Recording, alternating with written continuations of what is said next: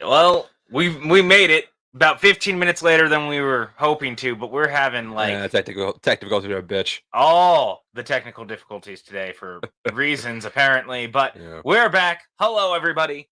It's the PJ Campbell Show here on the PJ Campbell Network. I'm PJ. This is Chance. Hello. How are you guys? I hope you guys are doing well out there in the wherever you are. Especially if you're in Florida. Florida's there's fucking street sharks, man. There's street sharks. There's street killer whales. Yeah. I think I saw like a street manatee at some point. The street sharks thing is sending me. I was like, oh my god, there's actually like sharks swimming on the streets. Oh, sorry. God, you knocked up my headphones, you dick. We're again technical difficulties this morning. Apologies to everyone watching. But yeah, Florida's kind of a mess right now. I mean, Florida's generally a mess, but like they're like really a mess right now. Again, they have actual street sharks. Yeah, do you remember that game? Like the shark? I don't remember the game. I remember the toys. I mean, I don't remember the toys. I remember like people talking about the toys. I know they exist, but I don't remember the game. I used to play the game. I think it was on SNES back in the day. I'm surprised with because there was a cartoon, but like there was. I'm surprised with like the popularity like Ninja Turtles. No one ever tried like a Street Sharks movie. You know, Vin Diesel will be all over that shit. Give it time. Give it time. And then you look at desperate enough. That dude is fucking doing Rock'em Sock'em Robots. Anything is possible. Well, at least he was supposed to. Who knows? That could be gone. Which is weird because like didn't we already have like that Rock'em Sock'em Robots movie? Wasn't it called Real Steel? Yes, it was. Directed by Sean Levy. Starring Hugh Jackman. I was gonna say a robot, but yeah, Hugh Jackman as well. And I feel like that's important right now. Yeah. Is there some reason that Sean Levy and Hugh Jackman is like important? You know, there's a reason Hugh Jackman's important. He decided to finally give us some mercy. Close Music Man. Well, there is that at least. The show that killed Beetlejuice on Broadway, only for Beetlejuice to be resurrected to close again. Again, I'm very sad about that. Yeah. R.I.P. the Beetlejuice musical. Rip. Pour on for the homies. Yeah, but it's going to tour next year apparently. Is it really? Yeah. That's so cool. I'm hoping that we get to go see it. I do want to see Beetlejuice on stage. As long as you go really, really stoned with me, because I saw it stoned once and it was a joyous occasion. I don't know if I want to go stoned. No, you do. I do. You do. You're telling me I want to go stoned. Yes, it's like seeing Wicked stoned. I've never done that either. Oh, I have. Were you stoned when we saw it? No. When I went with James White and Maxwell and a couple of others, we saw it in New York, like I think the December before the pandemic.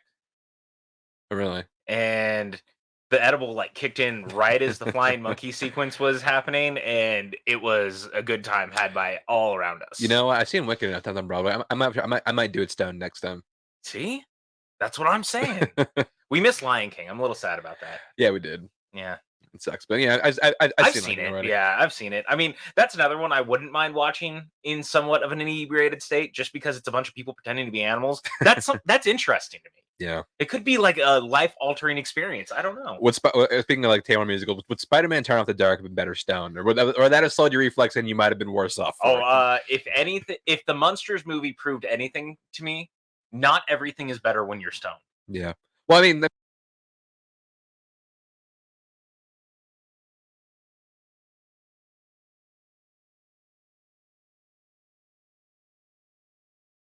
Difficulties. Oh wait, we go. What the hell just happened? I have no idea. We just lost sound. So if you guys could hear us, the monsters attacked us. Like Rob Zombie's pissed. Rob Zombie came after us, which is weird because I just gave a glowing review to H2. Did you really? Yeah. Wow. Yeah, I just gave the most glowing positive review that Reefism said he was literally listening to before he came on here to watch us. Was that before or after you saw the Munsters? I feel like after watching the Munsters, every Rob Zombie movie is just gonna look better. No, it was before. Oh wow. Yeah, I really like H2. I mean, I'm generally like a Rob Zombie fan, which sucks to say that I don't like the Munsters. The Munsters is egregiously bad. Yeah. Its heart is in the right place. Here's the thing. Like, it wants to be good. It wants us to love it. It wants so badly to be like, look at me, I'm fun and different, and Rob Zombie really cares about the material. Yeah, that's great, and I like Rob, but dude cannot really write. No. Especially comedy. Yeah, it's pretty weak for it's supposed to be a comedy. It's supposed to be. Yeah. For every one joke that works, about 20 don't. Yeah, which is exactly what I said when I was watching. Just like, yeah, like for every like 20 jokes that don't work, there's like one's like, okay, that was good. There is a couple of really good singers. There are. The problem also is it's like not a movie. it's clearly 3 episodes of a TV show kind of tied together, Yeah. like very loosely. There's no through line. There's no story. But also, like by the time you get to like the stuff that's like really interesting, the stuff that's like, oh, this should have been the whole movie, it's over like 10 minutes later. Right. Once the movie starts getting really good, It just ends. it just ends. Not even end. It just stops. It's like they ran out of money. Yeah. Which is ironic because the last shot of the movie is them throwing money around. It is. Look at all the money we don't have to continue this movie. Yeah. Yay! But you know, we before we get into anything on the show today news, because there's some big stuff to cover. We do got to give a big shout out to our boy, Mr. Aaron Judge. Yeah, he of did, the New baby. York Yankees. Which, by the way, you missed this. Last night, the second question at trivia was about Aaron Judge hitting his 60th home run. Was it really? And right before he said it, he had just hit 61, and we had it on at the bar. Nice. And everyone lost their minds. And then they asked the question, and they were like, we need to give a new question. We're like, no. Leave it. But I was so excited that happened. I'm checking the schedule right now to see how many games are left, because he's tied right now, and he needs one more to break the record. Yeah. Let's see. He has 4. No, not 4 games, because 4 games passed. He has one more game to hit 1 to break it. Oh dear Lord! And versus the Orioles. He might be able to, but the Orioles might also try to. They might just walk him every time, exactly. which would be a dick move. But I could see someone. I could see them just like, you know what? No, you don't get to break it. People already don't like the Yankees enough that's a thing I can see happening. Yeah, but Aaron Judge, you are single-handedly keeping me alive. Please don't leave us. Don't leave. Please don't, because the Yankees are kind of a mess right now. Yeah, and it's driving me nuts. I mean, we are single-handed. We are being bailed out by elite talent, like we have been for the past couple of years. Yeah, correct. Because we need to fire our manager. Like, I am so sick of Aaron Boone. Like, that makes 2 of us. I am so sick of this man. Aaron Boone is not a good guy to be running this team right now. No, like he is being bailed out of managerial fuck-ups by high-end talent. Like this is that's how it is right now. I just want him to go away. I want him to go away so badly. And isn't he here for like another 3 seasons? I think so. Oh fuck! I can't do another 3 years of this. I really can't. I don't think Aaron Judge can do another 3 years of this. No, we almost lost him once already. We did, but I feel like this season kind of cements his case for like why he'll get a big contract from New York, from the higher ups. I fucking hope so. I mean, the dude just tied the single season AL record. You can't like let him walk after that. They're going to back up a dump truck full of money to his house to keep him in New York for the next like 10 years. I mean, that's what you and I both want. I just worry that they won't. I think they will. God, I fucking hope so. I mean, the good thing about baseball is that there's no salary cap, so you can literally offer him like everything. That's true. God, here's hoping. Because I don't want to not have Aaron Judge on our team at this point. No, we need Aaron Judge. We need this man. We need him. We need him to do well. We need him to make things interesting. He's just a good player. Yeah, I mean, baseball is better when he is in the field. Reefism said if Aaron Judge does not win AL MVP, then what's the point of having an MVP? There's no earthly way he loses. And if he does, it's just Yankees, like anti-Yankees bias. Yeah, like I have no idea who. I don't even know who else is in the conversation. There's no one. No, like there's no one. No, but like he is the best player in baseball right now. Yeah, 100%. And he's not.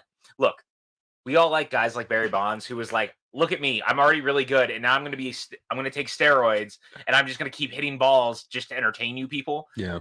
Aaron Judge is just good. He's just that good. He's just that good. He's that guy. Yeah. And Bonds was too, and then he decided to take steroids and destroy his whole career. And stick a needle. Hey, look, I like that. I don't have the problem with Barry Bonds. A lot of people do, but my problem is my whole thing is just like if you want to be a Hall of Famer, you don't want to be a figure of controversy.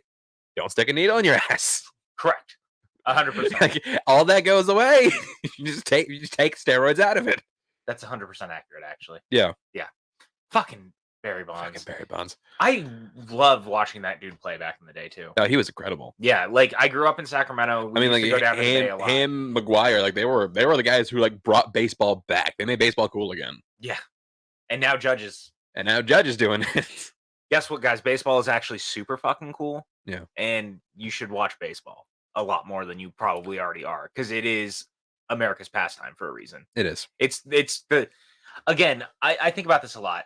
how can you not be romantic about this sport when the stuff like with Aaron Judge is going on right now? There's been so many great games this season, just in general. Like I've watched a lot of baseball. I've been watching football. I watch a lot of hockey. Basketball is the only sport I'm really not watching as like religiously as I used to in some capacity. But baseball is the one I get the most romantic about. Like it's just when it's great, it's fucking great. Yeah. Like that's just it. And a bad game is fine, but it's still baseball. I can go, I can get a beer, have a hot dog. It's great. Yeah, I mean, Baseball's great. I deal with me some good baseball. Me too, man. You know it. I mean, look, that's like the one service that we still subscribe to down here, like on the yearly, is I get MLB TV. I have to. Mm. I love baseball. I love baseball. It's what it is. It's a good sport. Hats off to Aaron Judge. Hats off, sir. Good job. I hope you break it. I hope in your he next does. game. Yeah, I hope he does. The fact that we only have one game left stresses me the hell out. Yeah. And I guess the oil. James, your boys better not walk him. I swear to God. I'm gonna have personal words with James White if this goes south. Yeah, that's all I'm saying. That's something else we got to talk about. We got to talk about this new Planet of the Apes movie that's in the works right now. You realize that I like teed up the Sean Levy thing, and then we vamped about literally anything else for the last 10 minutes. Well, no, we got to say that. We got to keep people wanting. You know, that's what Marvel does.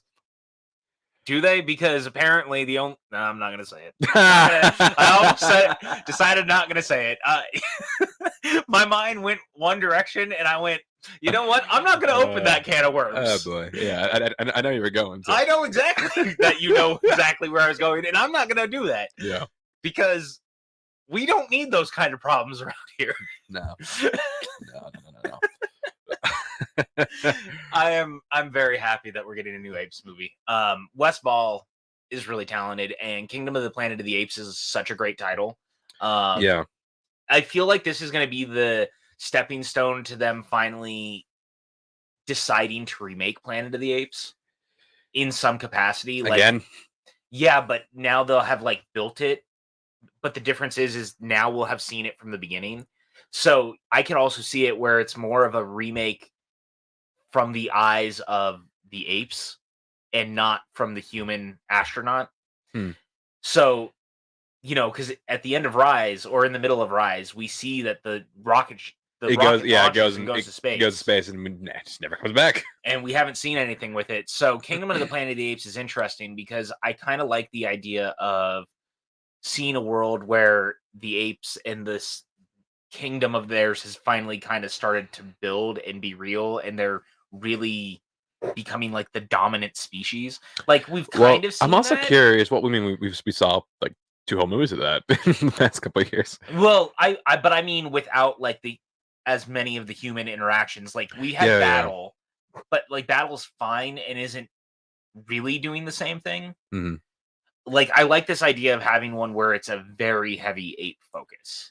I mean, again, we've kind of had that. No, but of the world and like now post this war for the right. No, I see what you mean. I'm very curious how sophisticated apes are apes going to be now, because are going to be at the point where they're just like speaking English. That's what I mean. I'm like very curious about it. Yeah, because we're setting so much up, and there's so many different ways to go. So I'm curious how smart they're going to be, because at the end of the last one, a lot of them were a lot smarter than we had seen previously. And it keeps kind of evolving. And they said they're still far away from being like, Spaceballs! Oh shit, there goes the planet.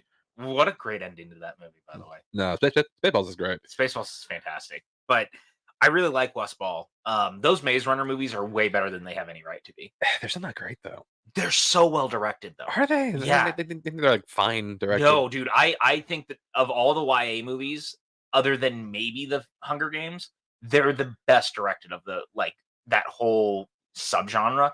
The second one has that crazy mall sequence that I really fucking love. The Scorch Trials. The Scorch. Yeah. But I think Wes Ball is super fucking talented, so I'm glad he's doing this. Wasn't he doing that mouse ungodly expensive mouse guard movie? That was. I don't know if it was necessarily ungodly expensive so much as it was. Wasn't it like $175 million?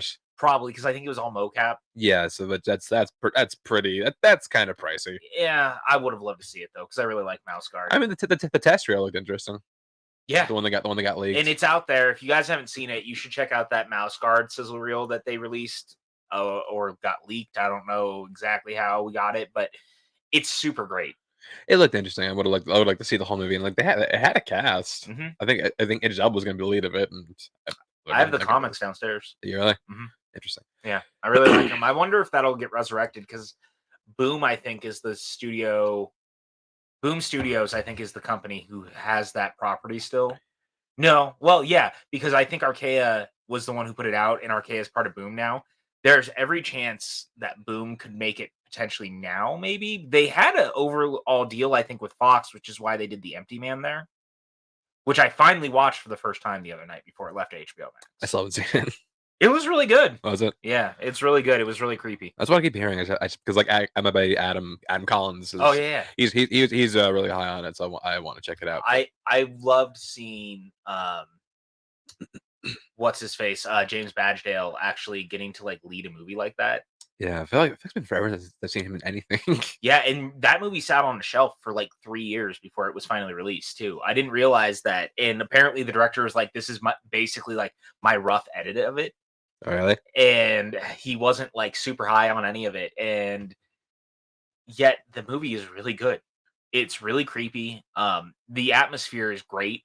The score is really, really well done. It's one of the like best horror scores I've heard in a while that kind of like permeates the entire film.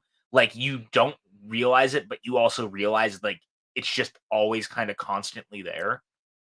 And I was really drawn into that. I thought it was super fascinating. It's a good movie. Good movie. I'll have to check it out. I think it leaves like tomorrow. Does it really? On HBO Max, and it doesn't have a physical release. Does it not? Mm-mm. Oh shit! Well, then, yeah. Yeah, I was like, you should watch it. I really need to watch it now. I mean, I'm sure I can find a way to get a copy. Worst case, I'm very good at that. Yeah. But it's a bummer because this is why physical media matters, or pirating at this point. Because a movie like The Empty Man, which has a pretty decent cast, including the Elrond kid from the new Lord of the Rings. Oh, does it really? Yeah, he's in it. I did not. I recognized him immediately. I was like, big chin, not Matt Smith. Oh, that's Elrond. But dug it a lot. Really, really wish that we had physical media of this. I think that was one of the ones that they're like, no big deal. It could end up on Hulu. Like, there's every chance it leaving Max is that it's just going to Hulu since Disney owns Hulu and most of their Fox titles are there. But if it doesn't, it's just going to like fade into oblivion, and that sucks. Has Prey gotten a physical release? Not yet. I assume that's got to be like. I'm sure it will. I'm sure it will because that and that new Alien movie. There's certain movies that I think, regardless, will still get releases. That feels like one of them. Then again, I could be wrong. Disney has been really fucking bad about putting anything on physical that is not that is one of their like streaming exclusives. Like, look at Disney Plus. The only thing that's been released is the Beatles Get Back doc, and that's only because of Peter Jackson. Yeah. So.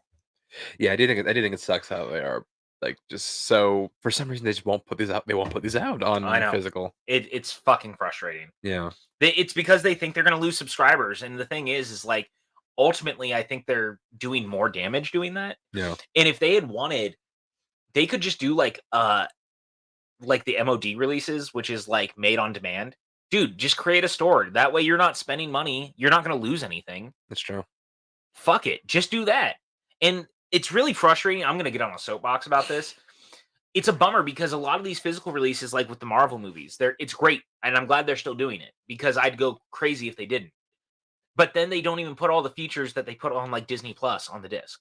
Like they're doing all these documentaries. They do hour-long documentaries for all these things. And they're only on Disney Plus. They're not on the disc. What the fuck are we doing? This is fucking garbage. Yeah. Like, guys, I'm paying premium price to make sure that I own it on physical media, and that's what they don't want. They don't want us to own it on physical because they can't curate it and control it the same way.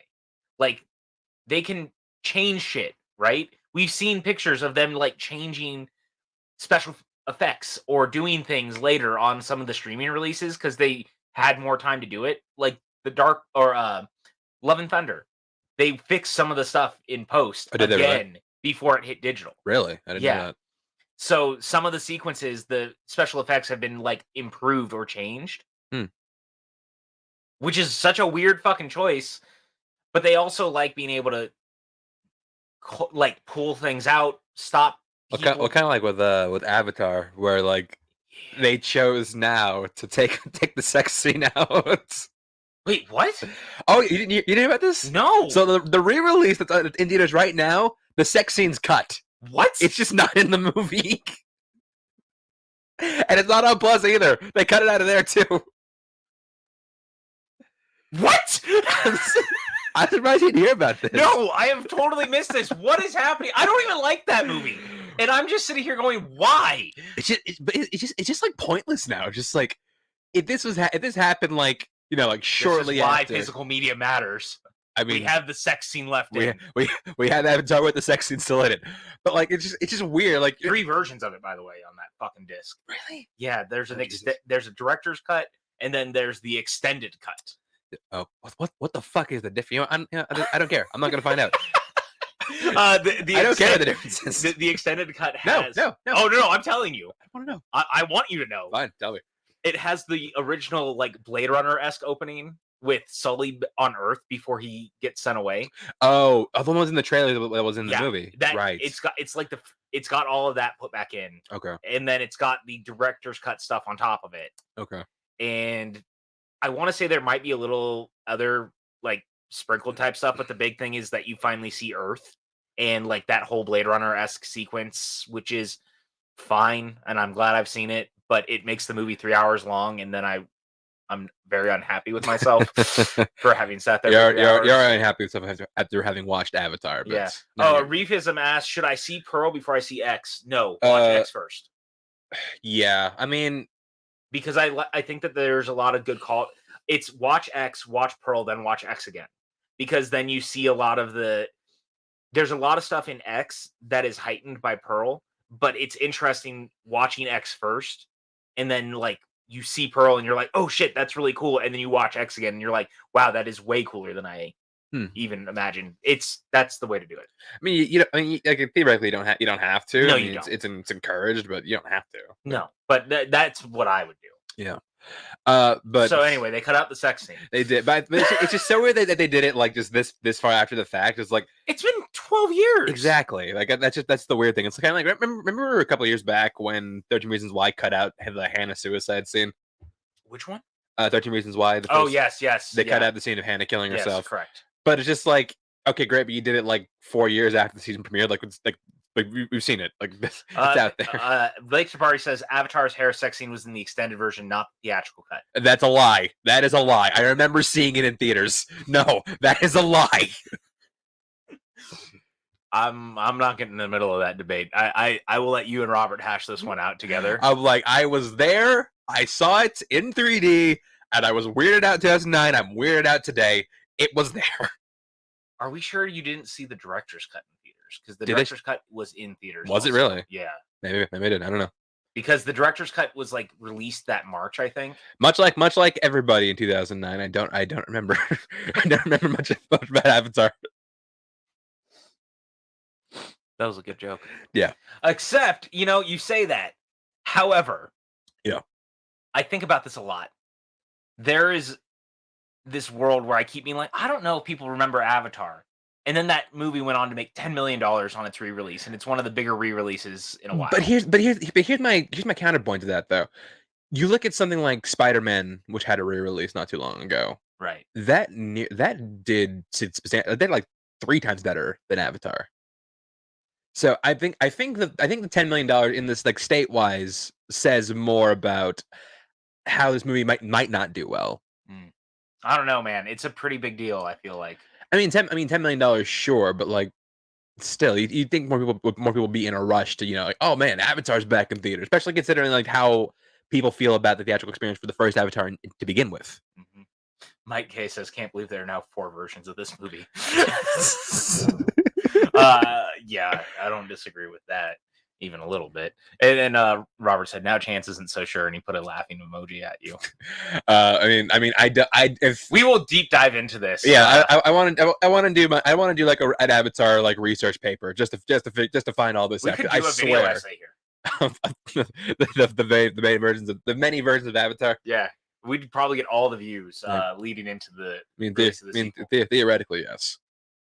Maybe this is something to explore. A video essay about the many versions of Avatar. Never. I just don't care that much. I'm going to be honest with you. Like I of all the things I couldn't care less about. You got 3 sequels that says what they're saying why you should care.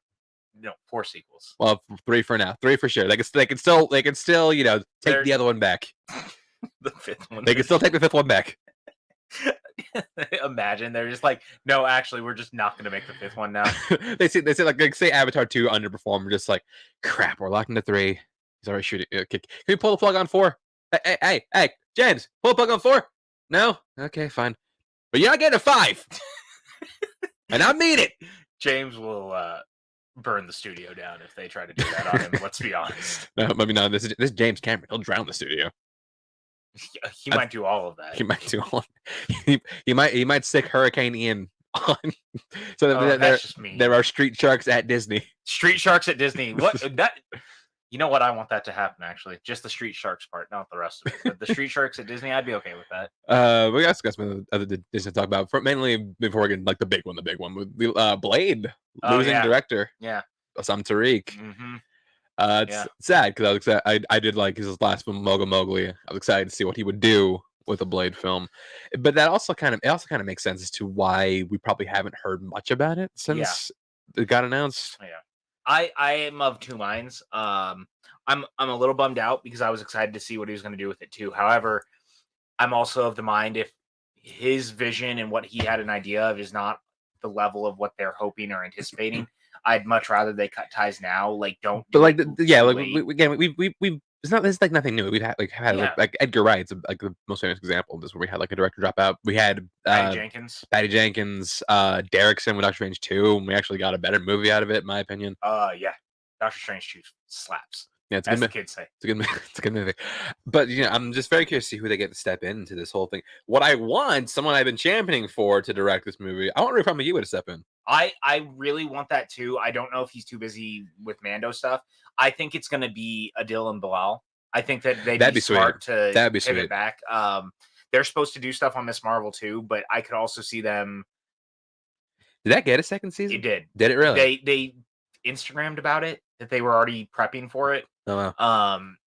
I could see a world where that is pushed back just long enough for them to work on Blade if they wanted to do it, because Feige has read the room and he knows that people like these guys. And I think it would be a big win for them to bring them on and have them direct a movie over there. And then it's Blade. And they talked about they want to do Blade. I don't want to have a Batgirl. Like, I mean, like I would offer them a movie immediately. Right, exactly. Yeah. And there's every chance that they, depending on the characters in there, don't be shocked if they manage to get like Leslie Grace. It'd be hilarious. That'd be funny. I could see him doing it. Yeah. But I'm curious because I think that's the right move. My other thought was just coming off of Werewolf by Night and the reception it's been getting is Michael Giacchino.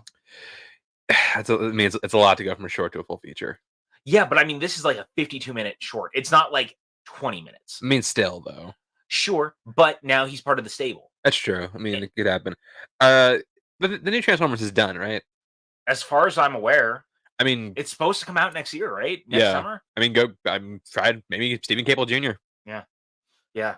I think they're going to try to get someone in-house, though. So I think right now, that's why I keep looking at those ones. Hell, Derrickson wouldn't be the worst idea if you really wanted to work with him again. I would like to see a director of color work on this one, though. I would, too. That's why, the only reason I think of Giacchino is just because the thing he did is just on that side of the universe. And I think wasn't he almost in Werewolf by Night? There was rumors that he might have been. I don't know how true that was because you and I had talked about it privately. I think that there was the chance of the kitchen sink approach, but I think that Michael pumped the brakes a lot on what he was working on, which I think was the right move. So I don't know how true that ended up being, but I think that there's whoever ends up getting it will probably be someone that they can trust with the movie because they're going to need to move quick if they still want it to make next year's release. Yeah. I really want it to be out by next year, but I could also see them pushing it to early 2024. Mahershala Ali is not going to would not be happy if that happens. Yeah. He's still waiting back to D23 to come out and say some stuff. Giacchino, thank you, Robert. I always forget that. Chiquino. Thank you.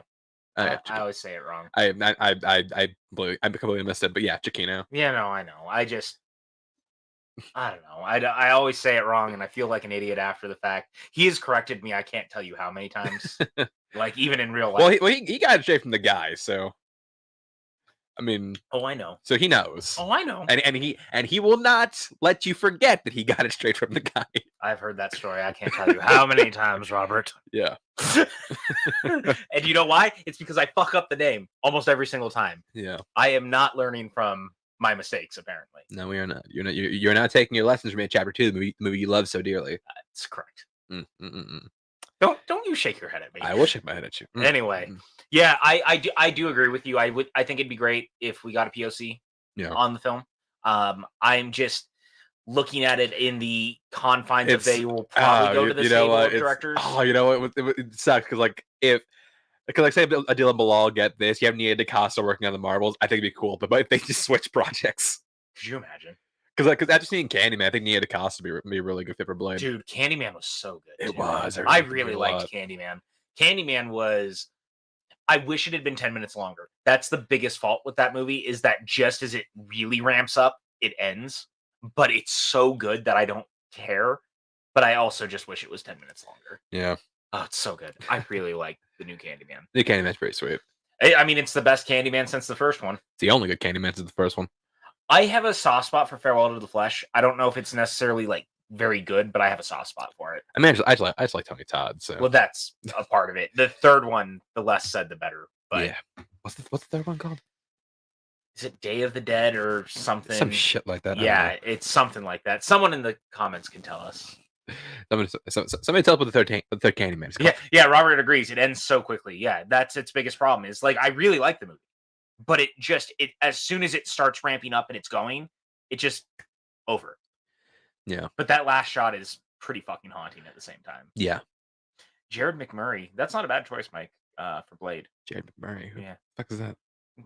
Another filmmaker, I can tell you. Like, what has he done? I recognize the name. I have to look now. I have Googled this person before. That is why. Oh, he did the first Purge. Yeah. And I really liked the first Purge. I mean, sure, I guess. Hey, the first Purge was really good. It's fine. I mean, really, let's pump the brakes on that. Really good. No, it's really good. No, it's okay. That one, I really like Anarchy. Anarchy's really good. I'll give you that one. I really liked Forever Purge. I think it's a step down. I still never saw Forever Purge. It's good. It's much different. I'm excited for the new one. Yeah, but you give anything with Will Patton a pass. I mean, left side, strong side, son. Yeah. Yeah. But the Titans. But left side, strong side was also in Halloween Kills. Yeah, Halloween Kills is great. No. Yeah. No, it isn't. We'll get to that later in the month, but no, it isn't. I need you to stop. I will not. I'm gonna need you to pump the brakes on your hate for Halloween Kills. I don't hate Halloween Kills. I just don't think it's very good. I agree to disagree. I mean, but you disagree that I hate it, or no? I just disagree with your assertion that it's not very good. You can follow the wrong side of history all you want. It's fine. You know what? I'm not going to get into this with you, but I'm on the right side of history about a lot of things. Crystal Skull included. No, as we learned last week. No, if you were there when it happened. No, and you know what? Our guest, I like our guest a lot less now than I did. That's not very nice. I don't care. I'm trying to be nice. No. That's just mean. I already didn't trust their judgment. Now I really don't trust their judgment. That's just mean. Yeah. Why would you say such a thing? Because it's true. Mm-hmm. Robert says the first Purge movie or the first Purge movie, two different films. The first Purge, the fourth film, is the one that Jared directed. Derrickson didn't direct the first Purge? No.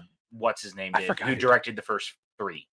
Oh, that's right. And he's coming back to do the new one. Is it? There's a new one? Yeah, the new Grillo's coming back. They're filming it like very soon, or it's already filmed. Yeah. Where else is there to go? The Purge is over. You have not seen the Forever Purge. Oh, really? Yeah. Okay. So, all right. And I guess you need to watch Forever Purge. Yeah, and they had said originally that the idea was that it was supposed to be the last one, and it's kind of set up to be that way. But when it was over, I walked out and I was like, "You've kind of got to do one more in some capacity to like." El Purjo. I'll be curious because the way it ends left it in a very precarious spot. But I'm glad Really? Grillo's coming back. Interesting. Yeah. Okay, I'll have to check it. Do We have own? it. Yeah, Okay, we yeah. have it. I'll have to check it out at some Yeah. point. But something we can't agree on is the bombshell that got dropped on us a few days ago. What happened, Chance? Uh, Chance, what happened? I want you to tell the internet. Chance, what happened, Chance? I will tell you what happened. Ryan Reynolds dropped a video, talking about Deadpool What were 3. we watching? Were we watching the Monsters? We were watching the Monsters. This is how uninterested we were in the Monsters. We were literally just like scrolling through Twitter and anything else. Yeah. Then we saw this, and like Ryan was like, you know what? I got nothing. We got one idea, and we found out that Hugh Jackman is coming back once again to play Wolverine. Fuck yes. Which I'm I thought so excited. I thought this was kind of bluff and just like you kept telling me it was a lie. I know, not a lie. It is like I didn't believe that they were going to give us the movie they were selling us. Right. Because like what people assumed it was going to be like, oh, we're getting a Wolverine Deadpool buddy movie, and I feel like it's some kind of bluff somewhere. But then they dropped another video with Hugh Jackman more in it, just like, oh no, this is serious. This is a thing. So Hugh Jackman is going to co-star in Deadpool 3. Which I also love that they're clearly living together now, which is how nice. What nice friends to live together. What is that like? Did he just kick Blake and his kids out the house? Give his kid the Tom Brady treatments? I have no idea, but I love this back and forth that they're having. It's really, really nice. So sort of like the Team Daryl, the Daryl sketches before Thor Ragnarok. And I'm gonna be honest with you. I thought for sure that this kind of announcement was like the slam dunk thing that the internet would like unite around. Yeah. Boy, the internet's been a fucking hellscape over this, hasn't it? Yeah, you'd think this would be the thing. No. Split. Yeah, not just split. There's like fire on both sides of this camp, and I'm just sitting there in the middle going, I'm just happy that Jackman and Reynolds are going to have fun. Yeah, I mean, that's my thing. The Deadpool movies, I think, to me, are like they're even when they were with Fox and like they weren't part of this MCU thing now, when they were just like by the X-Men franchise, they were separate enough for me that like they never really fucked with any continuity. And even if it does it really matter? The X-Men continuity is already fucked. Well, yeah, the X-Men continuity was already like bad to begin with. Yeah, and look, here's the thing: I love Logan. Logan's great. Hey, it's one of the all-time great comic book movies. Absolutely. And it's easily, I don't even say it's one of the top movies of the 2010s. Like, I think it's a really good movie. Yeah, I would agree. And Jackman had a really fitting send-off for it. However, it is a send-off for him to say goodbye to the character. And I think people lose sight of the fact that someone like Jackman, many years, like it's been a couple years now. Yeah. People's opinions change over time. And you start to have to think about, for someone like him, he's got how much money off of all the X-Men films already? He's probably made plenty of money off of like Greatest Showman. He was touring he did his tour. Yeah, like this guy could choose to do anything. And what did he decide to do? He's going to go make a movie with a couple of his friends who he has worked with in the past and have a good time. What is so wrong? Like, people are acting like we're dismantling Logan here. No, we're not. And I think, well, the fundamental thing about Logan was the fact that it's, in essence, kind of existed outside continuity in a way. Mangold always said. Yeah. It was an outside continuity thing anyway. Yeah, like, it was just the idea. It was more of, like, the whole legacy thing was more projected by us. Because, like, you look at that movie, like, they don't really reference a ton of events that happened in prior films. And, like, it jumps forward a lot in time. So, like, it doesn't really tie into whole X-Men Days of Future Past. Like, it kind of always existed as kind of its own standalone thing. 100%. Just our emotions on it were a projection of knowing Hugh Jackman, knowing this character for, like, over a decade. And you know who else has known that character for a long time? And I think that people are, like, massively overlooking in this? Feige. 100%. People don't remember that Feige started producing on X-Men. And he produced the Raimi Spider-Man films. He's kind of always been around. He produced Death News Hulk. And I think that he feels this like attachment still to some of those actors and some of those versions of the characters, because without all of that stuff and being around it, he doesn't make Marvel Studios. Well, I also think that the environment was like very different from when he came on board. Because like I remember Hugh Jackman did an interview with I can't remember. It was happy. I think it was Happy Sad Confused. Okay. Yeah. So basically, he did an interview saying that when he came on to the first X-Men film, the attitude from Bryan Singer towards the movie was like, well, I mean, if you watch the movie, you can see that, but like he didn't really embrace the comic book Right. origin. In fact, like he didn't want comic books anywhere near on set. Which has been talked about a ton. But like Feige in his office, he had like tons of comics and figurines, and like he was always like slipping Hugh Jackman like reading material to like get more inside the head of his character. So like this is someone who is approaching this very different, and like I think Jackman realizes that, like I think he realized that he kind of missed out on something. Yeah. Like he wants to like have like a really a Wolverine and a Logan that kind of just embraces those comic origins, and like it's more like I'm not because like not saying this is more faithful, but like a more comic accurate. Yeah, sure. That's the best way to say it. I mean, because like I don't feel that those movies were not comic accurate in terms of his characterization. No. But I do think that like the hyper stylized version of Logan that we haven't really seen in movies as of yet. But this is the kind of opportunity to get that version. He's also been on record and said one of his biggest regrets is that when everything was said and done, he never got to be in an Avengers movie. Yeah, I mean, he always wanted to hang out with those homies, and I don't know if it's going to lead to him being in Secret Wars. I have a feeling he ends up in Secret Wars. But like also like the thing is like I think that Deadpool exists like in a world in itself where like you can have things that happen. Like there was a scene like at the end of Deadpool 2, right? Like they had a scene where he shot Ryan Reynolds in the face, yes, for taking Green Lantern. Which, by the way, it's just funny to me how much he hates that movie. Well, I mean, in some capacity, it's also good that he does, right? Because it forced him with something like Deadpool that he was like, I'm gonna get it right. But like, I mean, maybe it's a hot take. I don't even think it's the worst comic movie. R.I.P.D. No, R.I.P.D. is a good choice, but no, Blade Trinity. I would go R.I.P.D. R.I.P.D. is very close, though. I wasn't thinking about that one. Well, Jake Berlin, Blade Trinity fan, is in the chat right now, and he said, I like the idea that this is a different Logan, or at a minimum, a Logan from those years before Logan that's different. Lots of fun possibilities. Yeah, 100%. Like yeah, this movie where you can come in, we can have fun, we can have some good, gory fun with the characters. I mean, if Hugh Jackman, if they find a way for Hugh Jackman to come back and just play his character in a way that he hasn't done it before, like kind of like what happened with his Thor, like this is a guy who he comes in, like his Thor changes with every film, which I love, and we'll talk about that when we get into fistful of movies. Mm-hmm. But yeah, like what's good is that you can have this actor who he's done this character so many times, and you can bring it in and have him do it in a new way. 100%. I think it's exciting. Right. And I think that it's also exciting that Feige gets to kind of close the door on the Fox franchise. Do we really want the Fox universe to end with New Mutants like on such a whimper?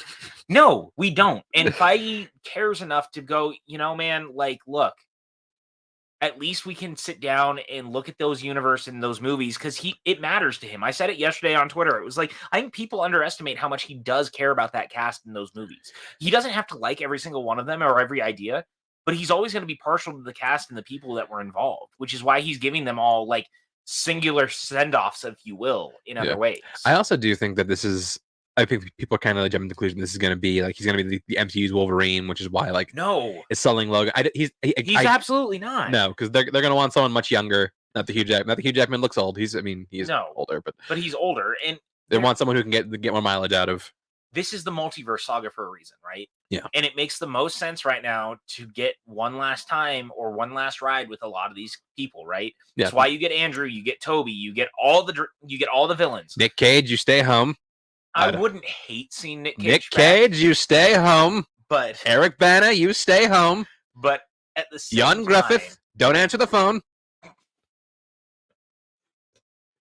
All things being equal, I think Feige sees this as a potential of, he knows that there's a lot of people who are partial to this stuff, and I see a lot of people complaining that having Logan in this and having Jackman come back somehow makes it harder for the next actor, and I don't think that's fair. I think that's a you problem. It's not the actor's problem. I mean, but we're also not. It's not like we're that far removed from Logan to begin with. Also, Garfield was Peter 3 years before Holland? 2.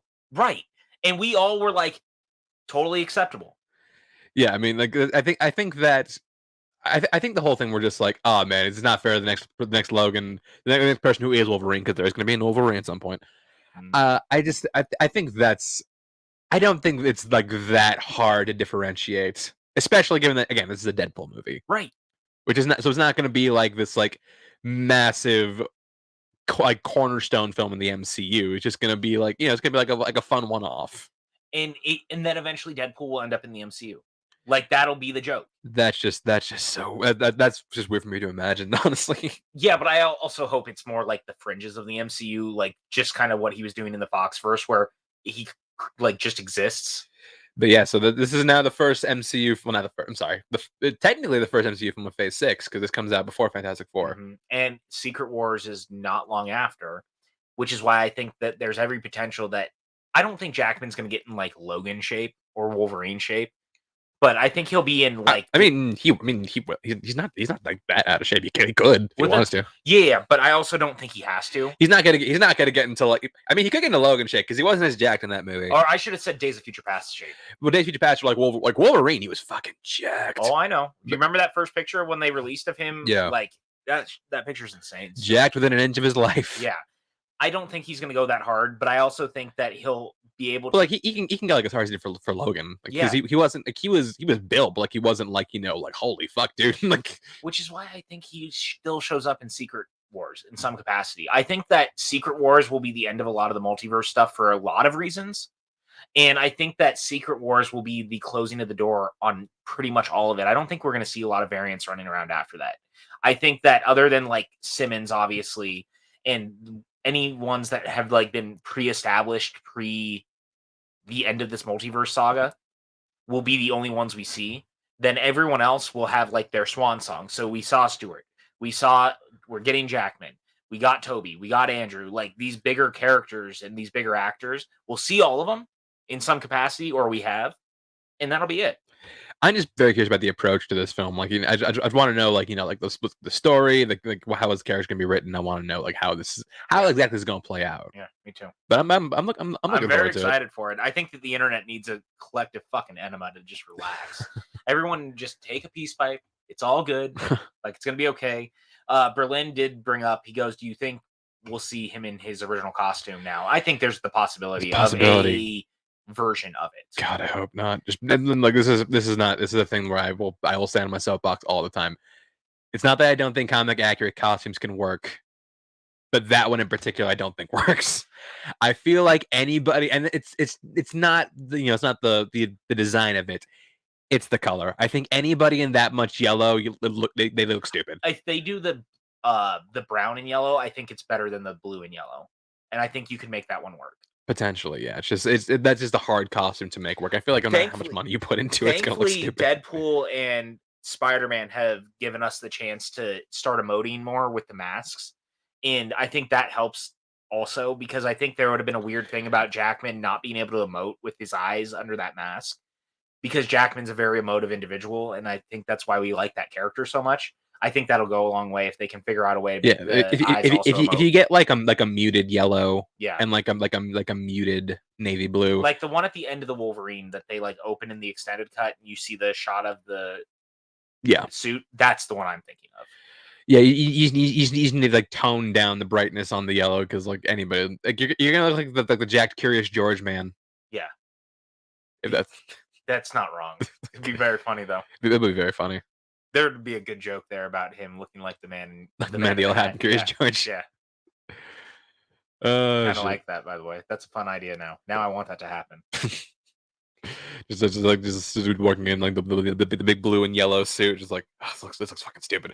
Or like remember the scene remember like the scene from Luke Cage where like he actually puts on his classic Luke Cage costume. Yes. He's like he looks like a damn fool. By the way, did you see that Finn Jones was talking about how he's excited about the potential of coming back now as Iron Fist because everyone else is coming back? I mean, who's potential? Yours? That's what he thinks.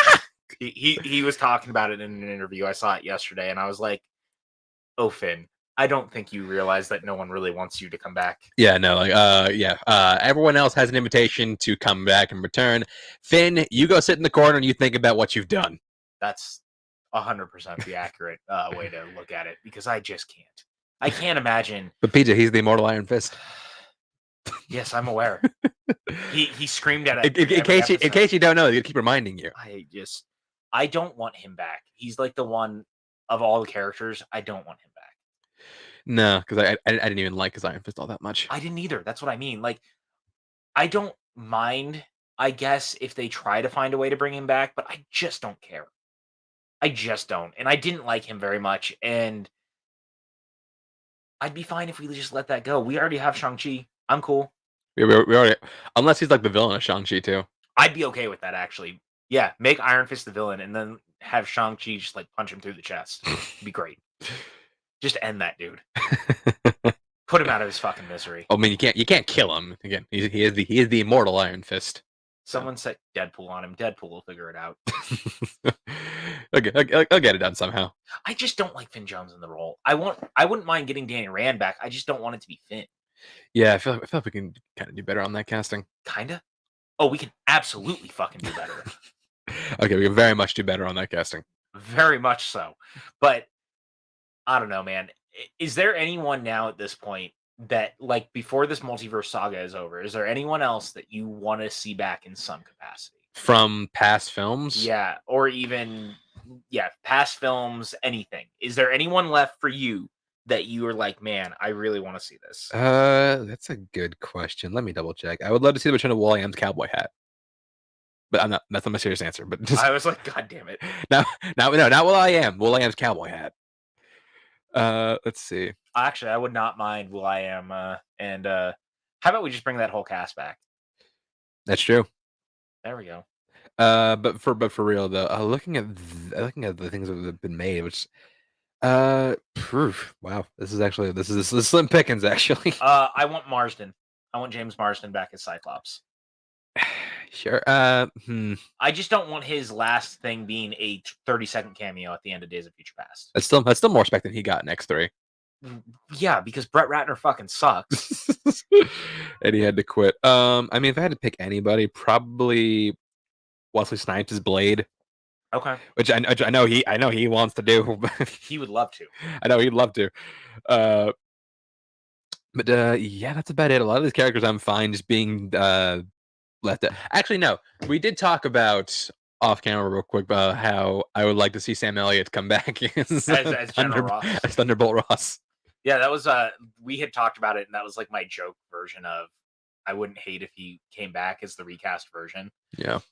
Because I don't for a second think Ford is going to be involved. To be honest, I think that the whole point of having Julia Louis-Dreyfus is to phase out General Ross. So I don't even know if Ross is really like needed right now.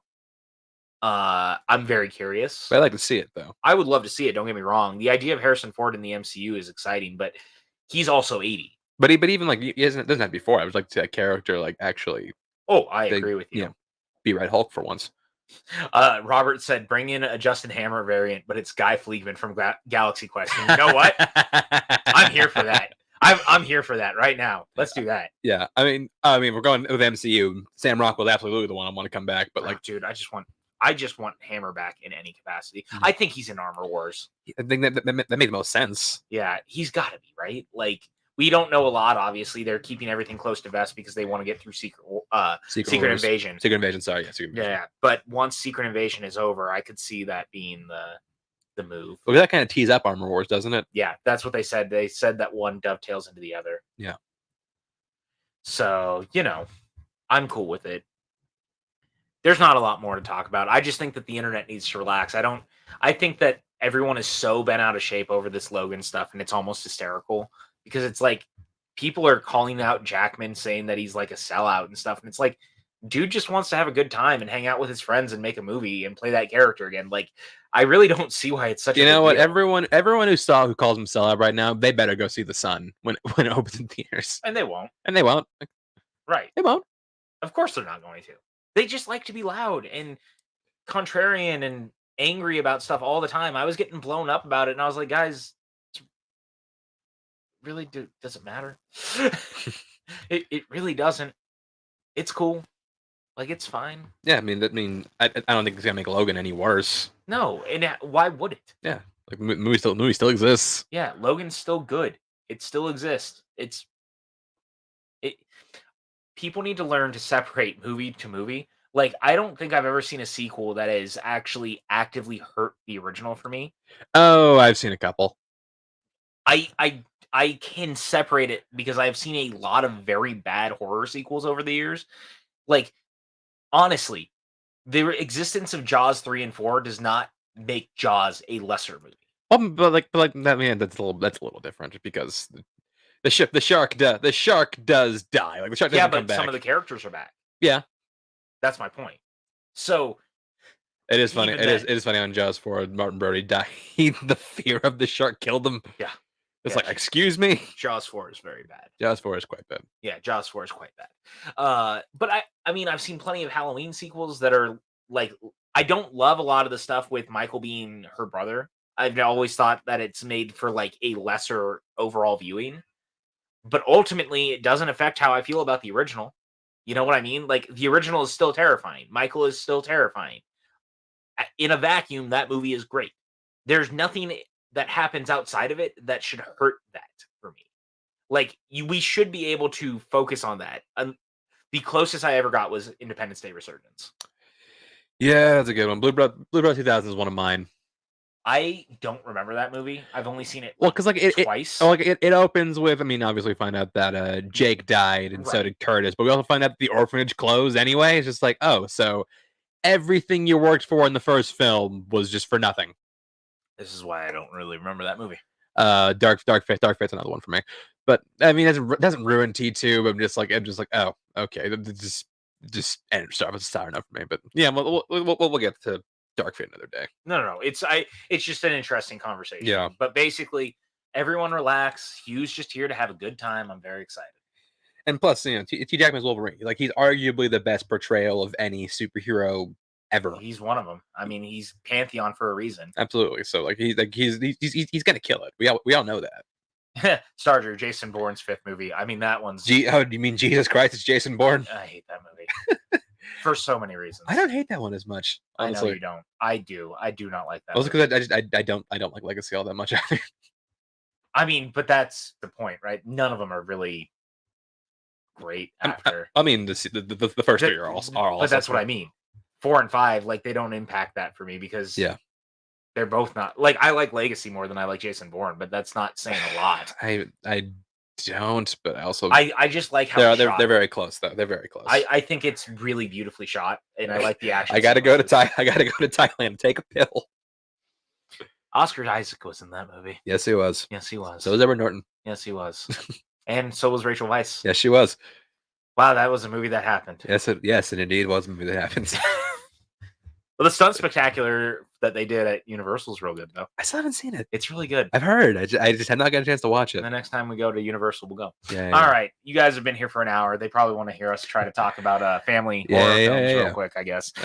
That was the whole crux of this, and then the internet decided to implode on itself the last 48 hours. Right. So, but we're going to talk about our top 12 in family horror films. Mm-hmm. This should be, hopefully, quite a bit of fun. Hopefully. God, I fucking hope so. And like I said last week, I did write down what I thought your number one was going to be. Yeah. Yep. That's big words. We'll see if I'm right. I took a big swing on it. We'll see if I'm right. You know me, so you might be right, but we'll find out. I think last week you started with your number 12, so I'm going to start today. Okay. And family horror is kind of an open, broad type genre, and so I kind of had fun with it, but I think the way we both came at it was it's definitely a family type horror or family type film that has horror tinges. It doesn't always have to be scary either. Yeah. Like it can be a comedy. That's how I own my list. Yeah. So we just kind of came at this it is a family made film that has like those kind of fun horror elements, but it doesn't necessarily have to be scary. Mm-hmm. Some of them are, but not all of them. Mm-hmm. So my number 12 is Goosebumps. Didn't have that on my list. Go ahead. Okay, yeah. So this was one. It's not high up, but I went into this movie not really sure what to expect, and I got a little nervous. Especially considering we just had Pixels that same year. Yeah, I wasn't really sure how they were going to do it, but I kind of loved the Jumanji style aspect of the idea of what if R.L. Stine was actually writing the books and like capturing these actual creatures, and then they get out into the world. And Jack Black was such great casting. This movie's actually a ton of fun, and I thought it was such a nice love letter to the Goosebumps books that I grew up reading. So this was one that always, like, of all the ones, it was just kind of a pleasant surprise. And I really, really enjoy it. And I go back to this one a little more frequently, honestly, than I ever anticipated. And him voicing Slappy the Dummy on top of it was just like icing on the cake. I like a lot of the creature designs. It feels like a nice love letter, like I said, to the Goosebumps books, because I grew up reading those. It's just super fucking fun. And that's why I liked it so much. So just in a general sense, like putting it at 12, it's not like high up on the list, but it's one that I definitely enjoy. Yeah, Goosebumps is one that I also like the one time, but I remember enjoying it. I do think that was like, it had a bit of an edge to it. Yeah. I like the kid cast. Yeah, the cast is really good. And if you read those Goosebumps books, which I did when I was younger, you do see a lot of creatures that you do recognize. So it's if you're a fan of the books, it's really fun. But if you're not, like if you're just like you have like kids and want to introduce them to something, kind of scary, but kind of not. I think it's a good entryway. So that's one I debated on my list. I just decided to sell some other stuff. I get it. There's so many that like nearly made my list. This was much tougher than the Stephen King one. Oh, this was way harder than I was anticipating in any capacity. So, I'm excited that I know that we're going to have quite a bit of crossover. And I'm even looking at my list, and I just made another change before we did it because I realized there was one more I wanted to have that I had left off. But there's a lot of good family horror, man. There really is. So this is one of them. If you've never seen Goosebumps, I could not recommend it enough. All right, so my number 12 is Frankenweenie. Oh, okay. I have that. It's higher though. I figured you did. Okay. Yeah. So I will go to my 11 then. My 11 is a 90s Amblin film that I quite enjoy, and that's Casper. I knew something on your list. Yeah. Again, low. It's not like a high. Yeah, like I'm fine with this at 11. Yeah. It's just fun. It's super fucking charming. The cast is great. Christina Ricci's really, really fun in it.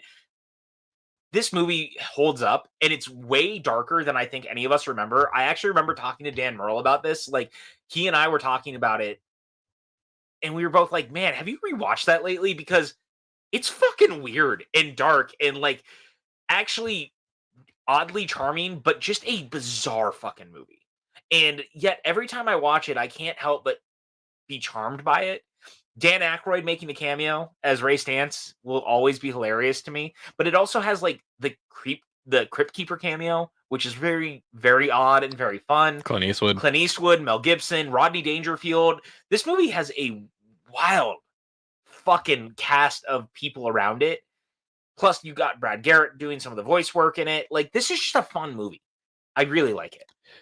Yeah, I never really had a strong attachment to Casper when I was younger. I honestly cannot recall the last time I ever watched the whole thing in full. And I've been hearing, but I've been wanting to revisit because I've been hearing like so many of my friends just talk about it, like you included. Yeah, we're talking about how like, oh, Casper fucking rules. I'm just like, really, Casper? Yeah, it's a weird one, right? Of all fucking films, but yeah, it's fucking charming as shit, and I just enjoy it, man. I'll have to check the one. Also, Bill Pullman, so good. Bill Pullman, I do remember from Bill Pullman was like he had like one of the greatest screams I've ever seen in a movie. Yeah, like yeah. He's so good. It's like a cartoon come to life. That's the best way to describe it. Basically, yeah. Yeah. All right. My number 11 is The Witches. The 90 version of The Witches. Did not make my list, but a good choice. Not the Zemeckis one, which I didn't see, but I did not either. Zemeckis and I are taking a. We're on a bit of a outs. Yeah, we're on the outs with Zemeckis. I'm gonna be honest. Yeah, Welcome to Tomorrow and really kind of kneecaps Zemeckis for me. Yeah, me too. But anyways, yeah, The Witch is based on the classic Roald Dahl novel about how this kid who lost his parents going to a hotel with his grandmother. Only thing is at the same time there is a convention of witches going on at the same time. This is a Henson produced film, so you have like a lot of really cool puppets, a lot of really great animatronics. But also I do think that this is this comes from the era of 90s film where like it dared to be filmmaking scary. Where like they didn't give a fuck about your kids. Yeah, they dared to be scary. Yeah. The scene where like you have the reveal of like what the witch is like their real form, it's just fucking terrifying. Yeah, that is nightmare fuel for young kids. Rowan Atkinson's great in this Rowan Atkinson's great. Angelica Houston, fantastic. Yeah. Like she's a great actress, and she brings all the gravitas and all the respectability that she brings to any of her roles as she did to the role of the Grand High Witch in this film. Something tells me we're going to be talking about her again. Probably. Just a hunch. Just a hunch. But yeah, I actually really like this movie. It didn't quite make my list because I don't revisit it a ton. I actually didn't grow up on it. It was one of those that I didn't see until much later in life, but it's impeccably made and it's really good. And to your point, there's another one. I didn't make my list. I really thought about putting it on. It was Ernest Scared Stupid. Oh, thank God. But again, talk about 90s horror that was willing to scare people. That's what I liked about both those movies. They're actually really fucking creepy, but also very fun. And this movie has great effects work for early 90s film. Yeah, it does. Nicholas Roeg was the director of this. He directed Don't Look Now. He directed Man Who Fell to Earth, 2 fantastic films. Man Who Fell to Earth. This is a guy who just like really had a good grasp of genre filmmaking, and like this, he took his skills for that and just put it towards a film for like kids and families. And I think he did a really fantastic job. I really like The Witches. If you haven't seen it, please go check it out. Yeah, could not agree more. All right, so with that, my number 10 is a movie that you and I saw a little recently, actually, at one of the Mondo events, at Mondo Mondays down here in Tucson. Oh God, The Gate. I wasn't there for that. Oh, that's right, you did. You missed this one. I wasn't there. I forgot. You did. You missed this. The Gate, which is one that I've always really liked. It's kind of an offshoot of the Amblin type brand. I really enjoy this movie, man. It is so much fun. It's got some great creature work in it. It's like a very brisk runtime, which makes it an easy watch for families. But it's also kind of creepy and just a lot of fun to watch. And it continues to be to this day. Great score on top of it, some great visuals. And the cast of characters is really fun. And there's just like a couple of really good jump scares. Again, I can't say enough good stuff about the creature work. This movie kind of rules in like a really fun way. It's not high on my list because it's not one that like I'm like, you must run and watch it right now. But it's still really fucking fun.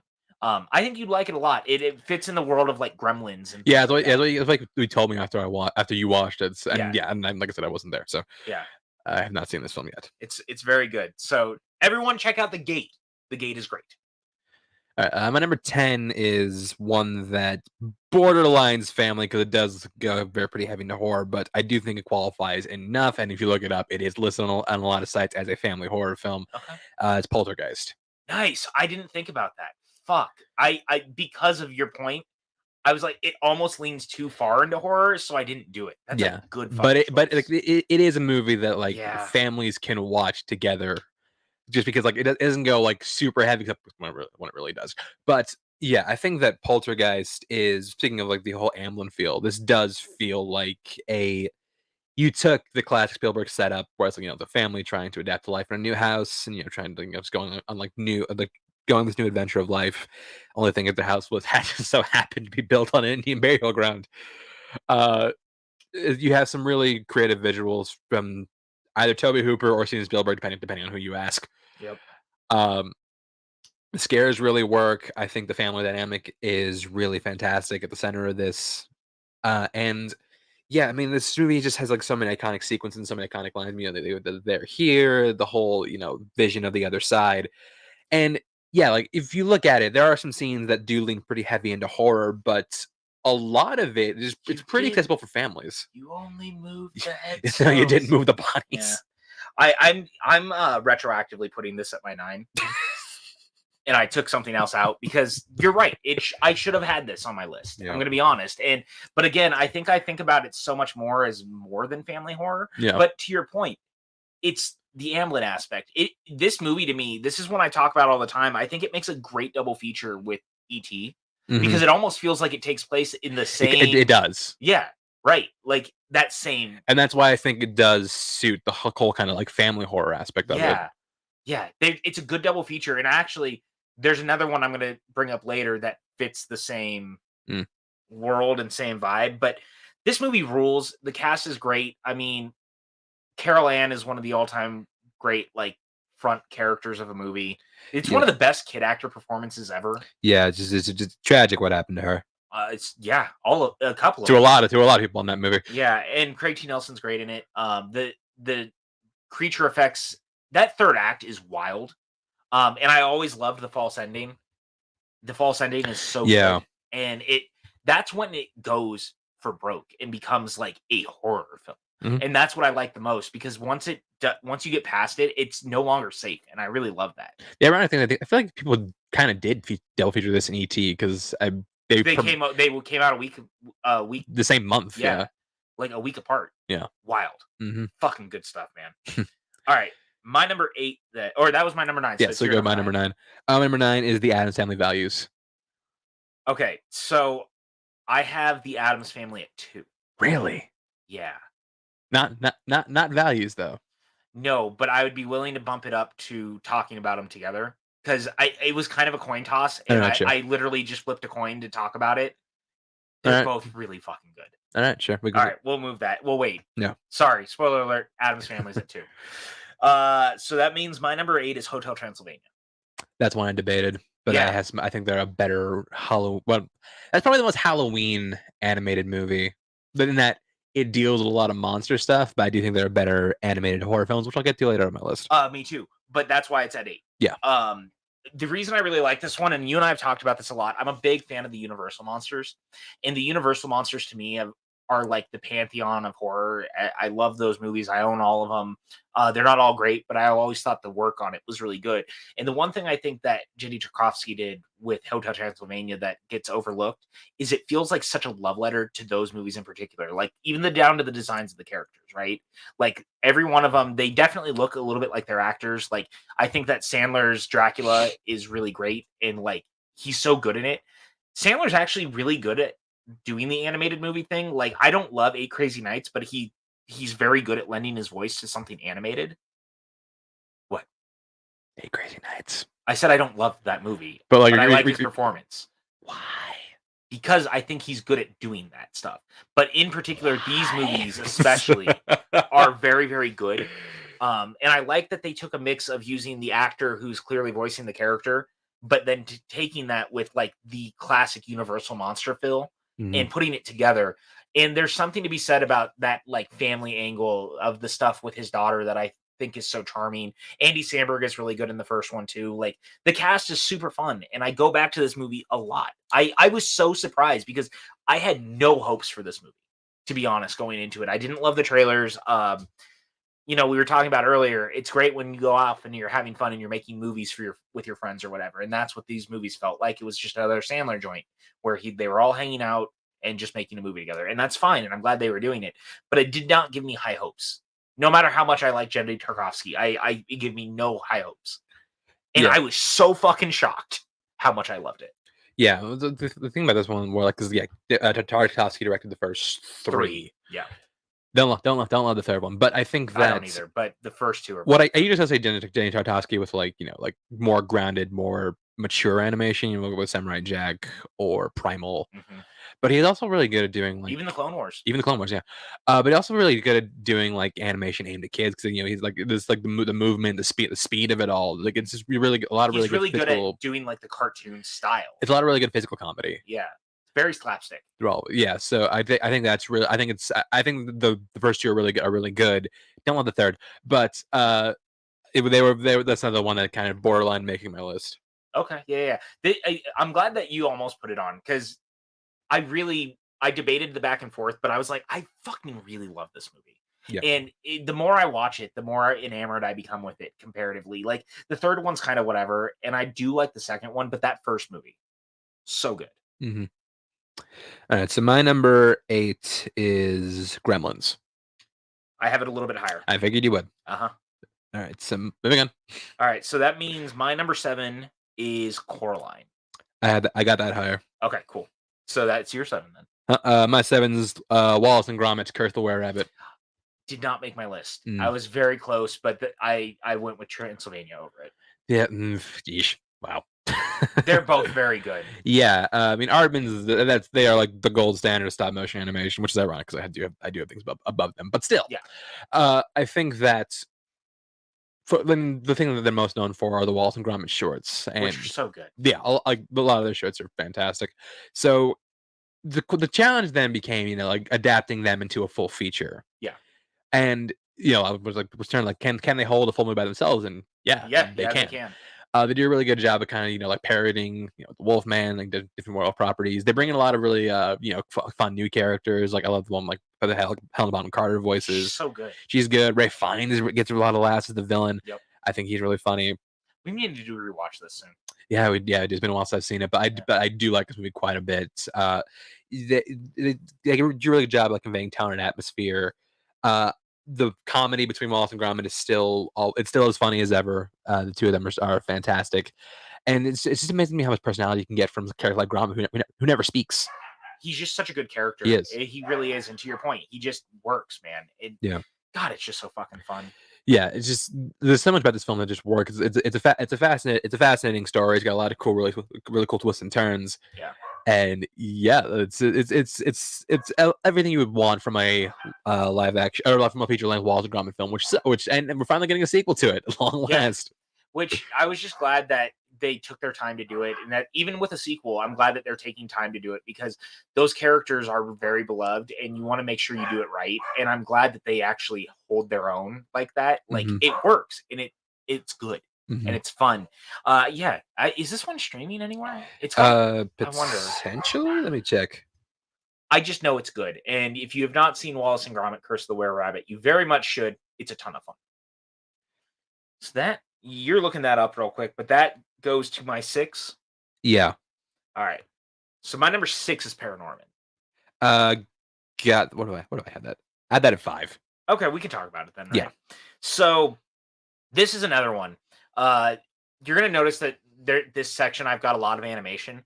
This movie was another one where coming off of Coraline, I was really liking what Leica was doing. And this movie had me super curious because it felt like they were really kind of going for like a true family horror film again. And it was another one coming off of Coraline, which is super creepy. We're going to talk about it a little bit later.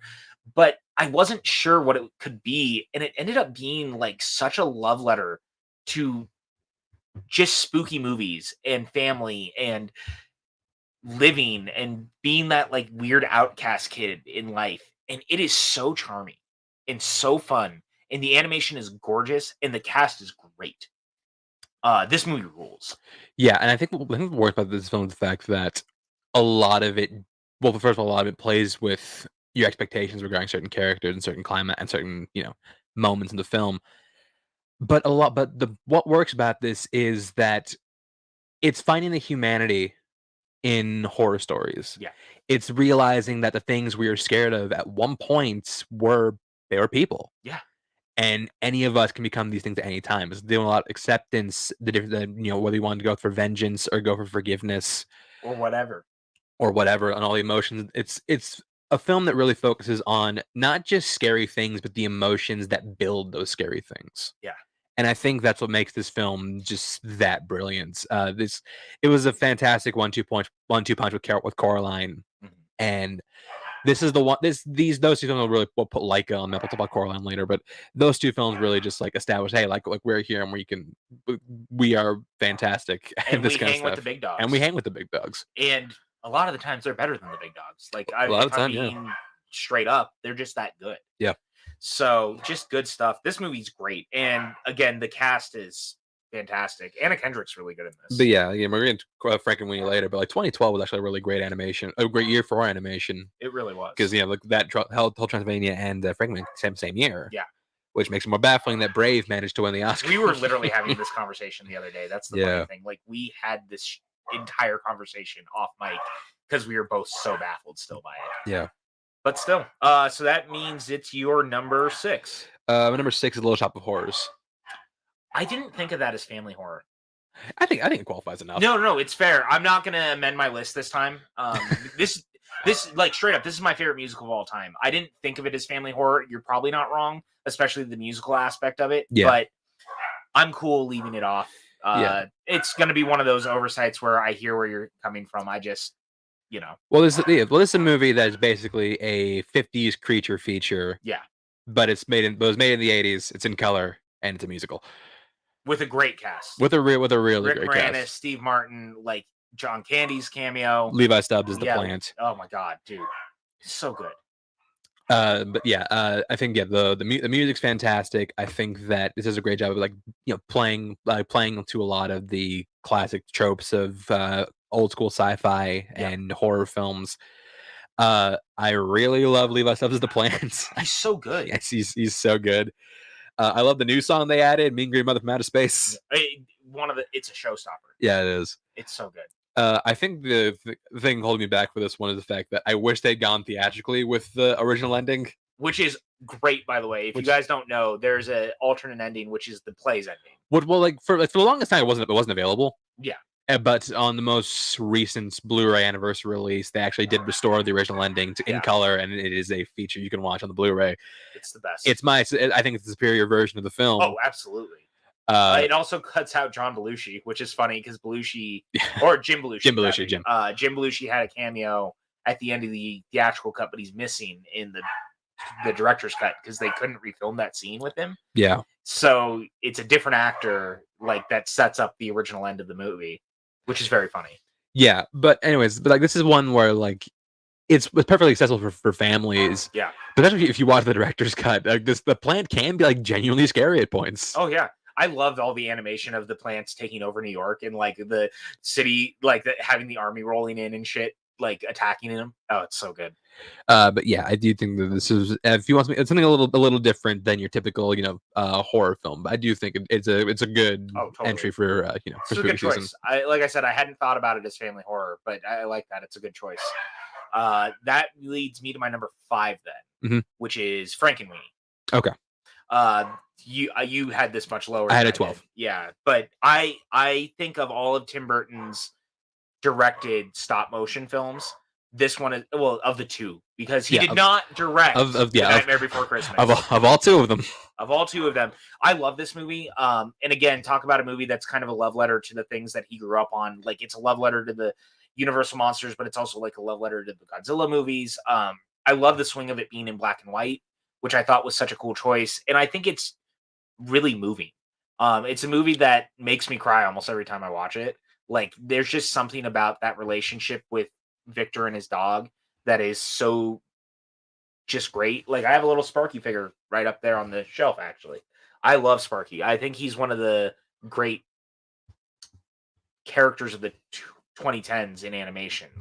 I just think Sparky has so much energy and so much of a interesting kind of move and voice of himself, as a character, not a voice vocally, but there's something about that character that I go back to a lot, that I just find him so fascinating. They give him such a big personality, and talk about a great cast. This one has a lot of the Burton regulars, but they're all so good. God, this movie is so fucking fun, dude. In the third act, where it does the Godzilla stuff, but also mixed with the actual Frankenstein ending, fantastic. Yeah, in case you didn't know, this is actually a film that was originally made as a short for Disney back in '84. It was before Tim Burton was Tim Burton. He did this before he did what's it called? Pee-wee's Big Adventure. Do you remember who plays the dad in the short? Hold on. Daniel Stern. Fun thing. Yeah, and I think what this film does well is that it takes the short and kind of just expands on those ideas. And I think that movie actually works better animation. We talked about Tim Burton as director of stop motion. I think, from what I remember, because it's been a while since I've revisited Corpse Bride, but what I remember from that movie is the fact that the thing that didn't work in that film is the fact that the characters weren't that expressive. Correct. A little too much big eyes that don't change. So for the heavy drama moments, they don't really land. Here it's the same thing, but it works better because the fact that these things are happening, these characters don't have much expression. Right. It lends to the comedy more that way. And also, I love the character designs in this film, and the way they're written fit those designs. Right. And also, yeah, it does really feel like a '50s monster movie, but for kids. Yeah. It's just so good, man. Yeah, it's a good twist on the whole boy and his dog story, and yeah, I think Burton did a great job with this one. Yeah, I love this movie. I go back to it a lot. It's just so good. It was one of the best 3D experiences I ever had at the theater too, because stop motion really lends itself to that. It does, and it was just a very fucking cool experience in 3D. But it works without it. It's just charming. All the characters kind of being versions of the characters we know, like his little friend being Igor and shit, is just fun. Like, it's just a charming fucking movie. Yeah. All right, so that means that is your number 5. We already talked about my All right. favorite Norman. All right, so my number 4, and I know you're probably not going to have this, and you're going to be like, wait, what?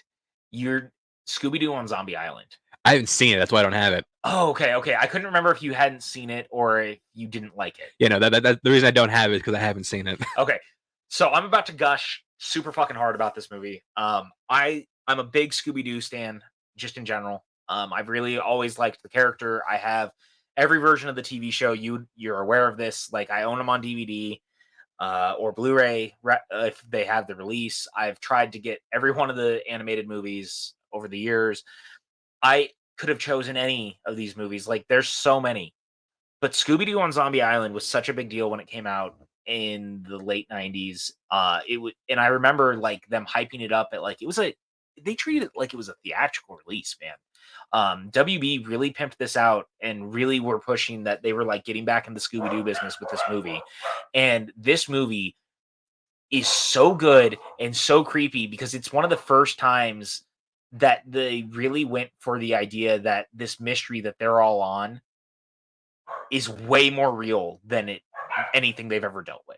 And I've always liked that. I find that the creature effect stuff is so terrifying in the way that it's handled. They're like it just works. Like, that's the best way to describe it. And it's funny because when the movie starts, James Gunn kind of used the basis of some of this movie in that live action Scooby-Doo movie that he wrote, because the team is broken up and they've gone their separate ways and they've all tried to like move on with their lives to do other things. And I've always thought it was really funny that a lot of that kind of came from this movie. The New Orleans setting is really great. There's a lot of fun to be had with it. Most of the voice actors are back in the capacities that they can be. And it's just good. It's just really well done. I'm pretty sure Casey Kasem was still alive at this point. Yeah, because it's not Lillard yet, obviously. Yeah. Because he doesn't take over until after the movies. So, but Scooby-Doo on Zombie Island is a movie that I revisit a lot. It had like a very big effect because they made a ton of movies after the fact, because there was the witch. Was this like the first Scooby-Doo movie? It was the first major one in a long time. Because remember, there was a couple in this like late 70s, early 80s that was like the right, but I like of the 90s era. Yeah, this was the first. Because I can remember like Scooby-Doo like versus like the witch doctor or some shit like that. Yeah. No, the witch's ghost. Yes, and that was like the second or third. Like, they did a couple of these after the fact where they kept bringing the cast back and doing more things. And this one in particular is the one that I always go back to. It always stands out, and it's very, very good. I'll check one out.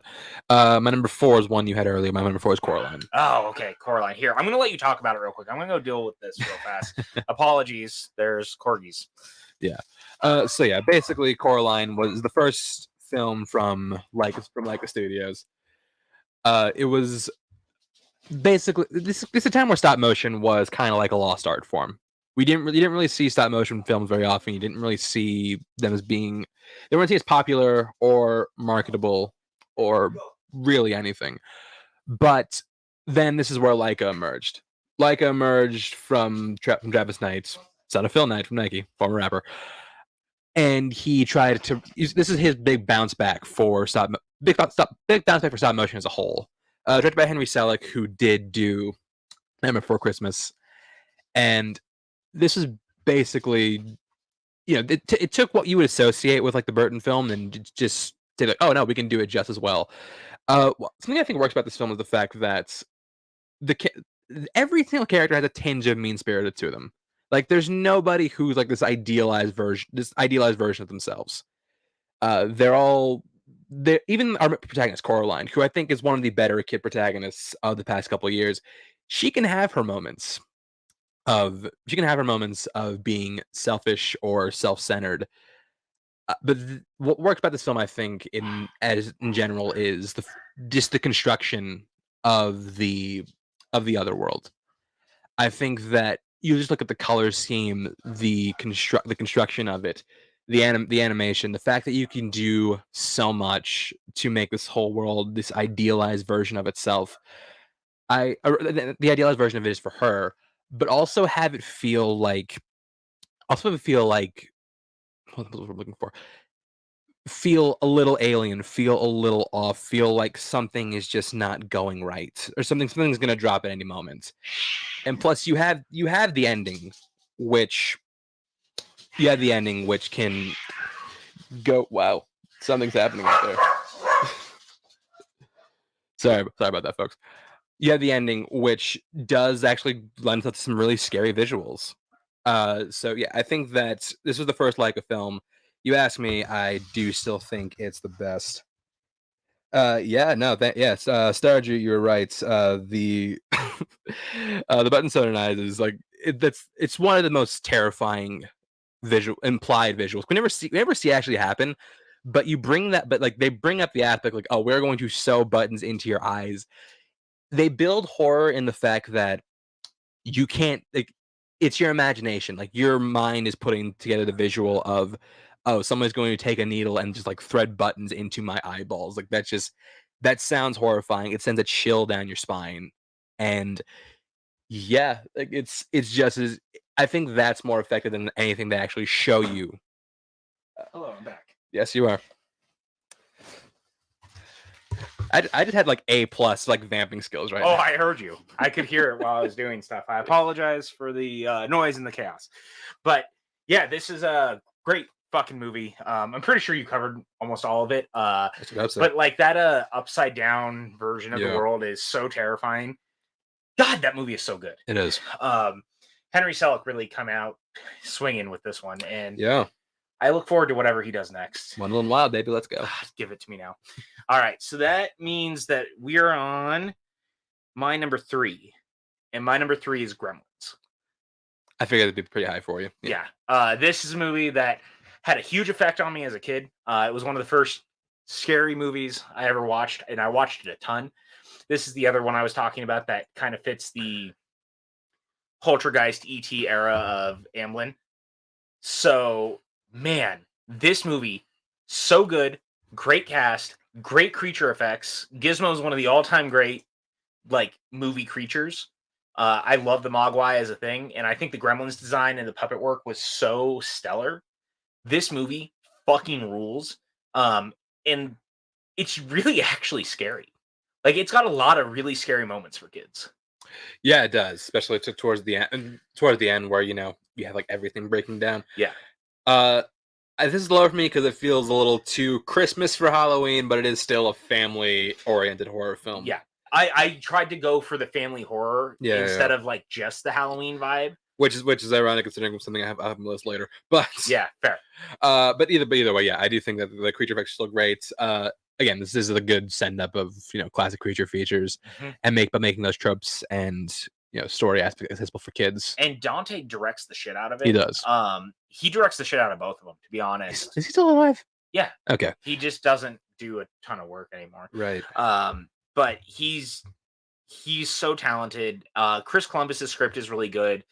And it's got a good cast on top of it. It's so funny seeing like young Corey Feldman in this right around the time he's also doing Goonies, and like Lost Boys is a little bit farther away, but like this is kind of the beginning of Corey Feldman becoming Corey Feldman around that time. And you have Phoebe Cates and the famous Christmas monologue, which they then like mock mercilessly in Gremlins 2, which I always loved. And there's some really terrifying moments, but just in general, this movie just works, man. It's just so much fun. I revisit it all the time. The puppet work is like second to none still. There's very few movies that have so many puppets and so many moving parts in the same way that this movie does, and does it well. And like even the eggs and stuff look super creepy once they go into their like egg versions of becoming the Gremlins. Dude, this movie fucking rules. Mm-hmm. God, it's so good. All right, so my 3 now, yeah? Yep. My number 3 is, I care how many times we say this name, but it's Beetlejuice. I have it higher. Yep, I figured. All right. So that's my number 2 then, is The Addams Family. And this is not the animated movie. It's The Addams Family from the 90s. The 91. And you had Addams Family Values. What do you think? I think it's the superior film. I think they're both great, and I think Values is probably the superior film. Like I said, I literally tossed a coin to see which one I was going to use because I could really go either way. So I'm glad we're going to talk about both of them this way because the truth is that these movies both work super well together. They're great, and the casts are amazing. Yeah, and that's why they work so well because you have Raul Julia, Christopher Lloyd, Angelica Houston, Christina Ricci, who we talked about earlier. Like these movies are so impeccably cast for the most important characters, and they all work, and they're all Barry Sonnenfeld. Yeah, thank you, Barry Sonnenfeld. I almost said Levinson. I was like, that is not correct. Barry Sonnenfeld is such a particular filmmaker. It's why his Men in Black movies are so interesting to go back to too, because he loves creature work and he loves using like practical stuff where he can. And the worlds always feel extra heightened. And that's what made him so perfect to do the Addams Family between both these movies. Like there's this world of stuff that is super fun to like dive into and hone in on, and all these like normies, right, that are living their world and living their lives, but the Addams Family think they are the normals. They don't see themselves as anything different. And I love that. And I love the way that he handles all of it. And their interactions are so fun. And like, I always think about the scene where their lawyer shows up and the first thing that Gomez does is have a fucking sword fight with him. It's like such a great moment. And that's the kind of stuff that's fun. And it really just works because of the cast. Yeah, these movies are great. Yeah, but I think everything you're saying is, I think it's better. I think it's done better in 2, where like you have the whole thing with Joan Cusack trying to come. Well, the third character, you had the whole summer camp angle, which leads to the burning down of everything, which is amazing. Yeah, you have the whole dance sequence between Gomez and Morticia. I just feel like I like both these films, but I think that the better. I think of these movies as a whole. I think of 2 more because 2 has like the better scenes and the better execution of the ideas that they're trying to go for. I think that there's an argument for both because I really love the stuff with Lloyd and the way that they handle it in the first one. And the idea is he really Uncle Fester? Is he not? Like, I always liked how they played with it. And so I think that's why I always go back to the first one, to be honest, is that the stuff with him is so particular and just so interesting. But overall, like, you're probably not wrong that the second one is equally as memorable for different reasons. I just find myself going back to that craziness of that like Fester stuff. It always worked for me. So yeah, these movies are great though, man. Barry Sonnenfeld's a really good director, and it's so funny because he used to be. I mean, I liked what he did with A Series of Unfortunate Events also. Yeah, but then we saw the Cat movie. Wasn't series after though? Huh? A Series of Unfortunate Events was after. The Cat movie? The 9 Lives? No, it wasn't. He did the TV show. He didn't do the movie. Oh, but wait, did he not? He did not. You're right. No, he did not. The guy who did the movie is, I forgot who it was. It might have been the dude who did Land of the Lost. It might have. That sounds right. Yeah, but I really, really like him, and so it was fun seeing him do stuff like this, and that's why Men in Black is still so good too, which I almost made an argument for putting on here, even though it's more sci-fi. It's more sci-fi. But I almost made the argument with myself, and then I was like, nah, I'm not going to do it. I just really like these movies, and they continue to hold up. That's the best part. It's like they're always good. Yeah. Like, no matter what, I can always put one of them on, and I'm always going to enjoy myself. And it just makes me more angry that the animated movies are what they are. Thanks, Sony.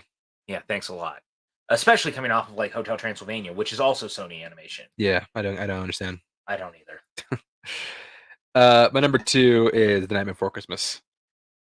That was the one I took off to put Poltergeist on. Wow. I'm not saying Poltergeist is not saying Poltergeist should be on, but it's this deserves to be more on than fucking Hotel Transylvania. Depending. I look at it. Yeah. So this is one that is it Halloween? Is it Christmas? Why not both? Yes. Yeah, why not both? Yeah, this is, I think, is the pinnacle of stop motion animation. Just in general, I think that just the crafting of Halloween Town and the crafting of Halloween Town, I think is incredible. But also, you have like a really fascinating protagonist with Jack Skellington, who is incredibly expressive. The fact that even though he has no eyes, Selleck really nailed his design. He did. He really did. Yeah. Chris Sarandon and Danny Elfman also do a great job of making that character feel as 3-dimensional as he is. I think that the blending of holiday the aspect of blending holidays is actually really fascinating. Me too. Like, because what if Halloween did take over Christmas? You had some like incredibly eerie visuals. That movie, that a style of movie, and this is the movie that this is the film that other films try to copy in terms of Yes. styling, And still are and to still this are day. Like, actually. still are to this Yeah, day. like when you see like a creepy ass stop motion film, you're instantly gonna think of Night Before Christmas, because that's where it started. That's where it began. This is where, and that's basically what started this whole like stop motion revolution, like that in Aardman. But like the fact that like making stop motion is kind of like avenue for like the weird, the genre, the creepy animation. It also, between this and Edward Scissorhands, was like the ultimate 1-2 for Burton in a lot of ways. Like, Batman is certainly his, but not like, it's still Batman. Mhm. Like, a Batman movie is still going to do well ultimately because it's a Batman movie. But this kind of made Burton mainstream in the most interesting Which is funny capacity. because like he didn't direct it. Right, because everyone assumes he did, Yeah. but it's because it feels like him and they put his name on it Yeah. because it's his story. Mhm. So it's Tim Burton's Nightmare Before Christmas, directed by Henry Selick. Mhm. And that's what we need to remember, is that it's Selick's movie based on Burton's story. Right. But it's the thing that made Burton super popular and mainstream, which is very fucking funny. Mhm. And honestly, I would say arguably it's kind of the thing that makes him, it's kind of the moment for me where he loses traction on his entire career. What did he do after this? Like, I like Mars Attacks, but I would say that most of the stuff he did after this, other than maybe Sleepy Hollow, is not going to be looked back on as some of his best work. No, let's take a look. Because this was 90. This is 93, 93. So Yeah. after that, yeah, he did Mars Attacks, Sleepy Hollow, Planet of the Apes, Big Fish, which is good. But, Yeah, you Big know, Fish. Wow, you're not wrong. Right? That's what I'm saying. Like, there's one or two, like I said, Sleepy Hollow, Big Fish, you could point to that are better Burton movies considering, or like comparatively. But this is the movie where he finally hits mainstream in some capacity and then just kind of Dips. Yeah. And he never really recovers from it, which is really interesting. Mhm. So in a lot of ways, I'm also going to be shocked that they have not gone back to it in some capacity, because I could see him almost feeling like he needs the hit, Yeah. and he hasn't done it yet. So I don't think Dumbo did particularly well. no, and I thought his Dumbo was fine. Yeah, it's like, okay. but not. Yeah. Yeah. So I probably should have had this, but like I said, you were totally right on the Poltergeist one, and I wasn't willing to change the rest of my list at this point. But I do really like this movie. It's really charming. The music's great. You know, What's This is one of Disney's best songs ever. And the funny thing is do you remember when Disney like disowned this movie? It did. Like, it's released now as a Disney movie, but when it first came out, it was not a Disney film. It was a Touchstone movie. Yeah, like, now Disney's embraced it. It's fucking all over the parks all the time. Yeah, that's like their Halloween staple now. Yeah, but there was a large amount of time where this was not considered a Disney movie. Disney wanted nothing to do with it. Yeah, which is just kind of funny. All right, so that leads me with my number one, Beetlejuice. I was wrong. Yeah? Yeah. Yeah? What did you think my number one was going to be? I'll explain in a second. Okay. So, this for me, speaking of Burton, this to me is like the quintessential horror film. It's a brisk 90 minutes, or family horror film, rather. It's a brisk 90 minutes. It's a staple of Halloween time. It's a staple for so many things. And Beetlejuice is just a film that continues to stand the test of time, thanks to Keaton's performance. Mhm. And actually, everyone. Winona Ryder's really great in this movie. Like, Alec Baldwin's really good in this movie. Gina Davis is really good in this movie. Everyone is. Like, it's a great cast with a great world. The underworld stuff is so fully realized in such an interesting way. And I think it's Burton at his best in a lot of ways, because it feels like Burton unhinged while also being palatable without feeling too much. And I don't mean that he's ever like fully too much, but there's a time when you're like, okay, you've gone a little too far. This movie is like the best of all of that because it lends itself to that. And Keaton is incredible in it. It spawned a great TV show. It spawned a great Broadway show. Like, Beetlejuice is great. And it might be Keaton's like best performance, which is really funny that he's the title character for a 15-minute movie, or like a 15-minute role, really. Like, he's Hannibal levels of good, of Anthony Hopkins being Hannibal in Silence of the Lambs. Hmm. So this movie, it just means a lot to me. I've revisited a lot. There's a reason it's iconic.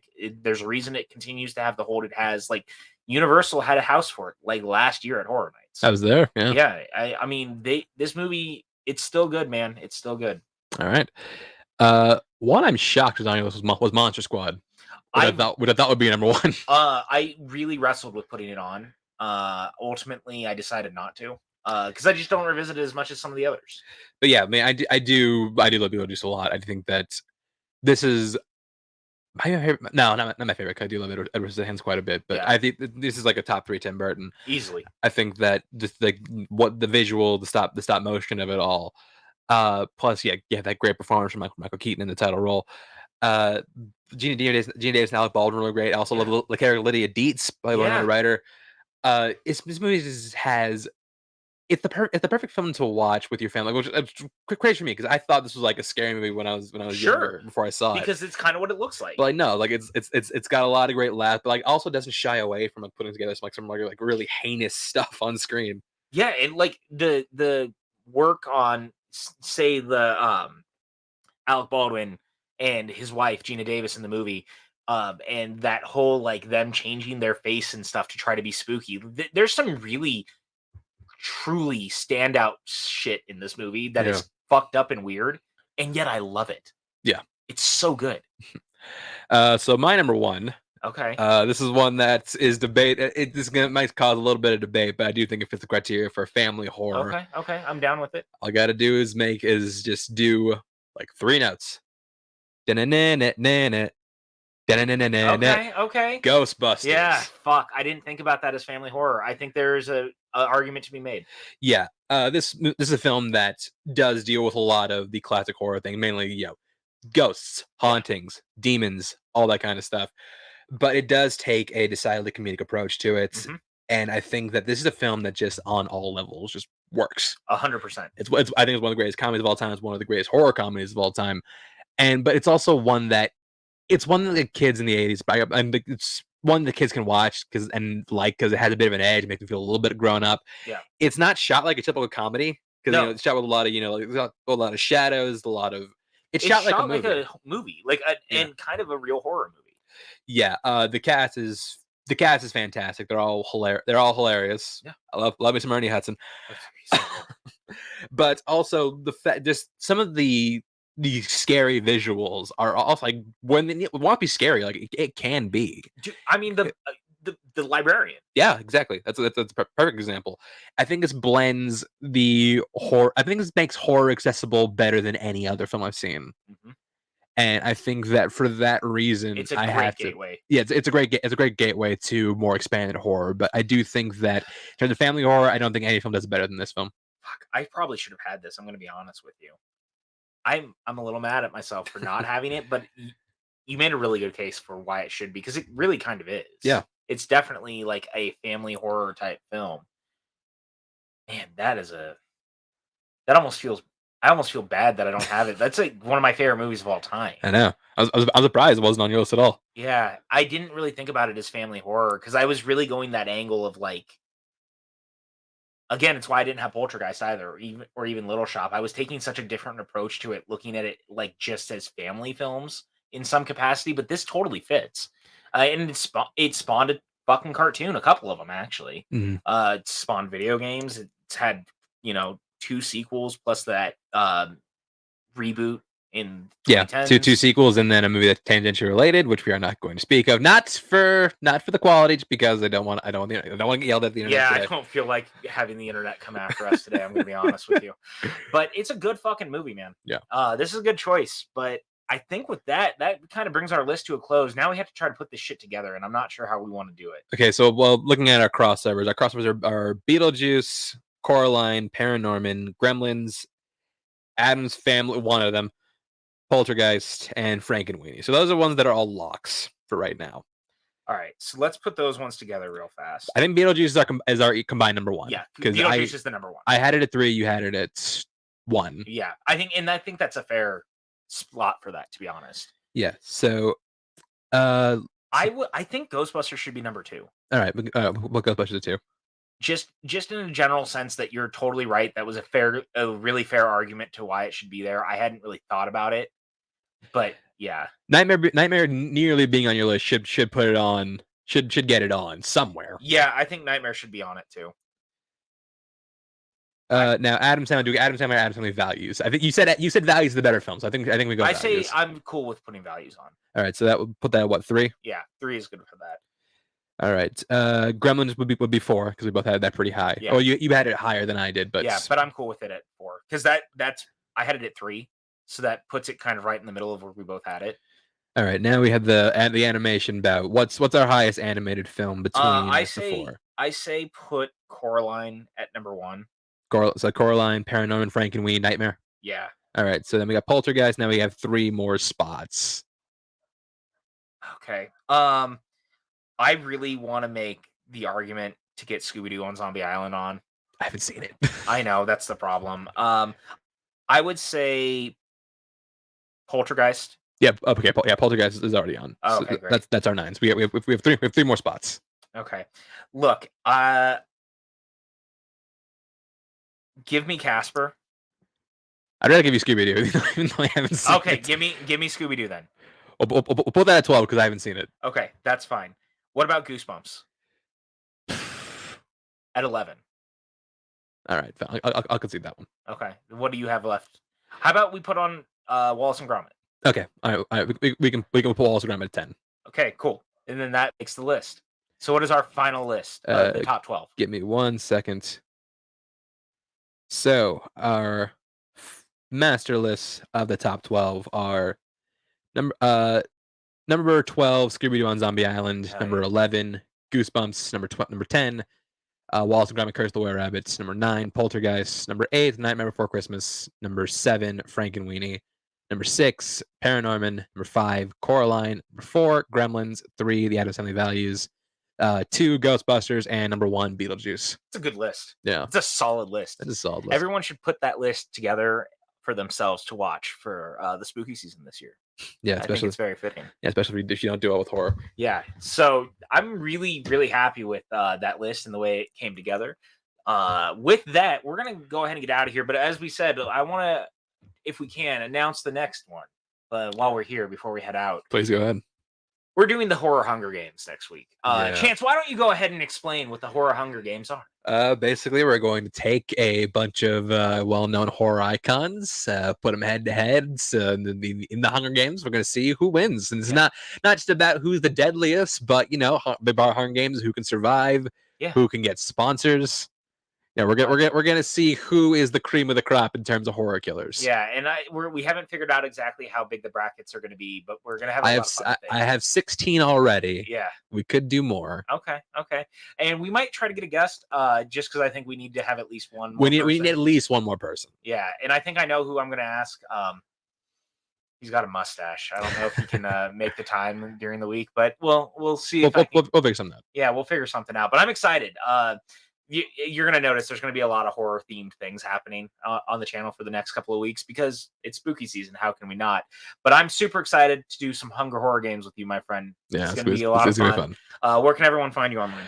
Twitter, Instagram, ChanceWars_91. To my show here, Left Side, Strong Side. We're coming down, breaking down all the action of the football season. We had Dan and I on the last episode, but I will announce right now our next guest is going to be Craig Gagne, Barbarian. Oh, the Barbarian! Yeah, he's gonna come on and talk with us next week. All right. And coming up, my other podcast, Notorious by Chance. We just dropped an episode on Sunset Boulevard. We are doing The Apartment for the next couple of days. Nice, I like it. You guys can find me here, Twitter, Instagram, PJ_Campbell. Like I said, here as always, though, hanging out with Chance. We do this once a week. It's a lot of fun. You guys can also find me over at Two Mediocre White Dudes on Film over at PLD Projects. We just released our episode on Rob Zombie's Halloween 2. We're so close to the end of talking about the Halloween franchise with Halloween Ends just around the corner. But spoiler alert, H2, fucking good movie. Go listen to our podcast. So with that, we will see you guys on the next one. Bye, everybody.